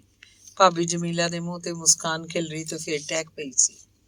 ਮੈਂ ਵੀ ਹਾਸਾ ਵਧਾਉਣ ਲਈ ਆਖਿਆ, ਨਾ ਭਾਬੀ, ਮੈਂ ਤੈਨੂੰ ਛੱਡ ਕੇ ਨਾ ਜਾਸਾਂ, ਇੱਕ ਹੋਰ ਲੰਡੂ ਵੀ ਨਾ ਬਣਨ ਦੇਸਾਂ। ਤੈਨੂੰ ਉੱਥੇ ਛੱਡ ਕੇ ਮੈਂ ਇੱਥੇ ਆ ਜਾਵਾਂਗਾ ਜਾਂ ਇਹ ਸਾਰੀ ਗੱਲ ਚਾਚੇ ਲੰਡੂ ਨੂੰ ਸਮਝਾ ਦਿੰਦੇ ਆ, ਉਹ ਆਪੇ ਭਰਾ ਮੁਹੰਮਦ ਸ਼ਫੀ ਨੂੰ ਦੱਸ ਦੇਗਾ। ਜੇ ਤੂੰ ਆਖੇ ਤਾਂ ਮੈਂ ਇੱਥੇ ਬਹਿ ਜਾਣਾ ਵਾਂ, ਭਰਾ ਆਏਗਾ ਤੇ ਉਹਨੂੰ ਉੱਥੇ ਤੇਰੇ ਕੋਲ ਹੀ ਲੈ ਆਵਾਂਗਾ। ਮੇਰੀ ਇਸ ਤਜਵੀਜ਼ ਨੂੰ ਸੁਣ ਕੇ ਕੁਝ ਦੇਰ ਭਾਬੀ ਜਮੀਲਾ ਸੋਚਿਆ ਤੇ ਫਿਰ ਆਖਿਆ, ਨਹੀਂ ਵੇ ਦੇਵਰਾ, ਤੂੰ ਜਾ ਕੇ ਦੁੱਧ ਦਾ ਘੁੱਟ ਫੜ ਲਿਆ। ਅੱਛਾ, ਜਿਵੇਂ ਤੇਰੀ ਮਰਜ਼ੀ ਭਾਬੀ। ਮੈਂ ਪਰਤ ਕੇ ਘਰ ਆ ਕੇ ਮਾਂ ਨੂੰ ਦੱਸਿਆ। ਜਮੀਲਾ ਦੇ ਫਾਕੇ ਦਾ ਸੁਣ ਕੇ ਮਾਂ ਨੂੰ ਬਹੁਤ ਦੁੱਖ ਹੋਇਆ। ਅਫਸੋਸ ਕਰਦੀ ਹੋਈ ਛੇਤੀ ਨਾਲ ਕੁਝ ਦੁੱਧ ਇੱਕ ਭਾਂਡੇ 'ਚ ਪਾ ਕੇ ਦਿੱਤਾ ਤੇ ਆਖਿਆ, ਚੱਲ ਤੂੰ ਛੇਤੀ ਨਾਲ ਚੱਲ ਤੇ ਮੈਂ ਹੁਣੇ ਆ ਕੇ ਵੇਖਣੀ ਹੈ ਕੀ ਗੱਲ ਹੈ। ਮੈਂ ਆ ਕੇ ਦੁੱਧ ਭਾਬੀ ਜਮੀਲਾ ਨੂੰ ਫੜਾਇਆ ਤੇ ਚਾਚੇ ਲੰਡੂ ਕੋਲ ਆ ਗਿਆ, ਜਿਹੜਾ ਪਾਈਪਾਂ ਦੇ ਕਾਬਲੇ ਖੋਲੀ ਬੈਠਾ ਸੀ ਤੇ ਫਿਰ ਇੱਕ ਇੱਕ ਕਰਕੇ ਕੱਸ ਰਿਹਾ ਸੀ। ਚਾਚਾ, ਅੱਜ ਬੜਾ ਖੁਸ਼ ਹੈ, ਕਿਧਰੇ ਹੋਸ਼ਾਂ ਤੇ ਨਹੀਂ ਆ ਗਈ? ਲੰਡੂ ਮੇਰੀ ਆਵਾਜ਼ ਤੇ ਤਰਬਕਿਆ ਤੇ ਫਿਰ ਗੁਟਕਦਿਆਂ ਹੋਇਆ ਆਖਿਆ, ਓਏ ਇੱਧਰ ਆ, ਇਹ ਵੇਖ। ਉਸ ਆਪਣੇ ਡੋਲੇ ਨਾਲ ਬੱਧੇ ਤਵੀਜ਼ ਵੱਲ ਇਸ਼ਾਰਾ ਕੀਤਾ। ਮੈਂ ਗੱਲ ਸਮਝ ਤਾਂ ਗਿਆ ਸਾਂ, ਫਿਰ ਵੀ ਅਣਜਾਣ ਬਣ ਕੇ ਆਖਿਆ, ਇਹ ਕੀ ਏ? ਇਹ ਤਵੀਜ਼ ਤੇ ਮੇਰਾ ਇੱਕ ਬੇਲੀ ਮੁਲਤਾਨੋਂ ਪੀਰ ਸ਼ਮਸ ਤਬਰੇਜ਼ ਦੇ ਦਰਬਾਰ ਤੋਂ ਲਿਆਇਆ। ਲੰਡੂ ਖੁਸ਼ੀ ਤੇ ਯਕੀਨ ਨਾਲ ਆਖਿਆ, ਬੜੀ ਕਰਨੀ ਵਾਲਾ ਪੀਰ ਏ। ਜਿਸੇ ਤਵੀਤ ਕਰਕੇ ਦਿੱਤਾ, ਵੇਖ ਹੁਣ ਹੋਸ਼ਾਂ ਨੇ ਆਪੇ ਖਿੱਚਿਆ ਆਉਣਾ ਹੈ। ਵਾਹ, ਇਹ ਤਾਂ ਬਹੁਤ ਹੀ ਚੰਗੀ ਗੱਲ ਹੋਈ ਚਾਚਾ। ਇੱਕ ਤੂੰ ਏ ਗੋਗੀ, ਕਿਸੇ ਕੰਮ ਦਾ ਨਹੀਂ। ਜਾ ਕੇ ਹੋਸ਼ਾਂ ਨੂੰ ਵੇਖ ਹੀ ਆਉਣ ਦੋ ਕਿ ਉਹ ਕੈਸੀ ਹੈ। ਬਾਲਾ ਨੂੰ ਮਿਲਣ ਗਈ ਹੈ, ਕਿਧਰੇ ਕਿਸੇ ਉਹਨੂੰ ਕੈਦ ਨਾ ਕਰ ਲਿਆ ਹੋਵੇ। ਲੰਡੂ ਬੋਲੀ ਜਾ ਰਿਹਾ ਸੀ। ਹੋ ਸਕਦਾ ਹੈ ਮੇਰੀ ਹੋਸ਼ਾਂ ਆਪਣੇ ਪੇਕਿਆਂ ਵੱਲ ਹੀ ਹੋਵੇ। ਉਹਦੇ ਪੇਕੇ ਵੀ ਤਾਂ ਉੱਥੇ ਹੀ ਚਲੇ ਗਏ ਸਨ।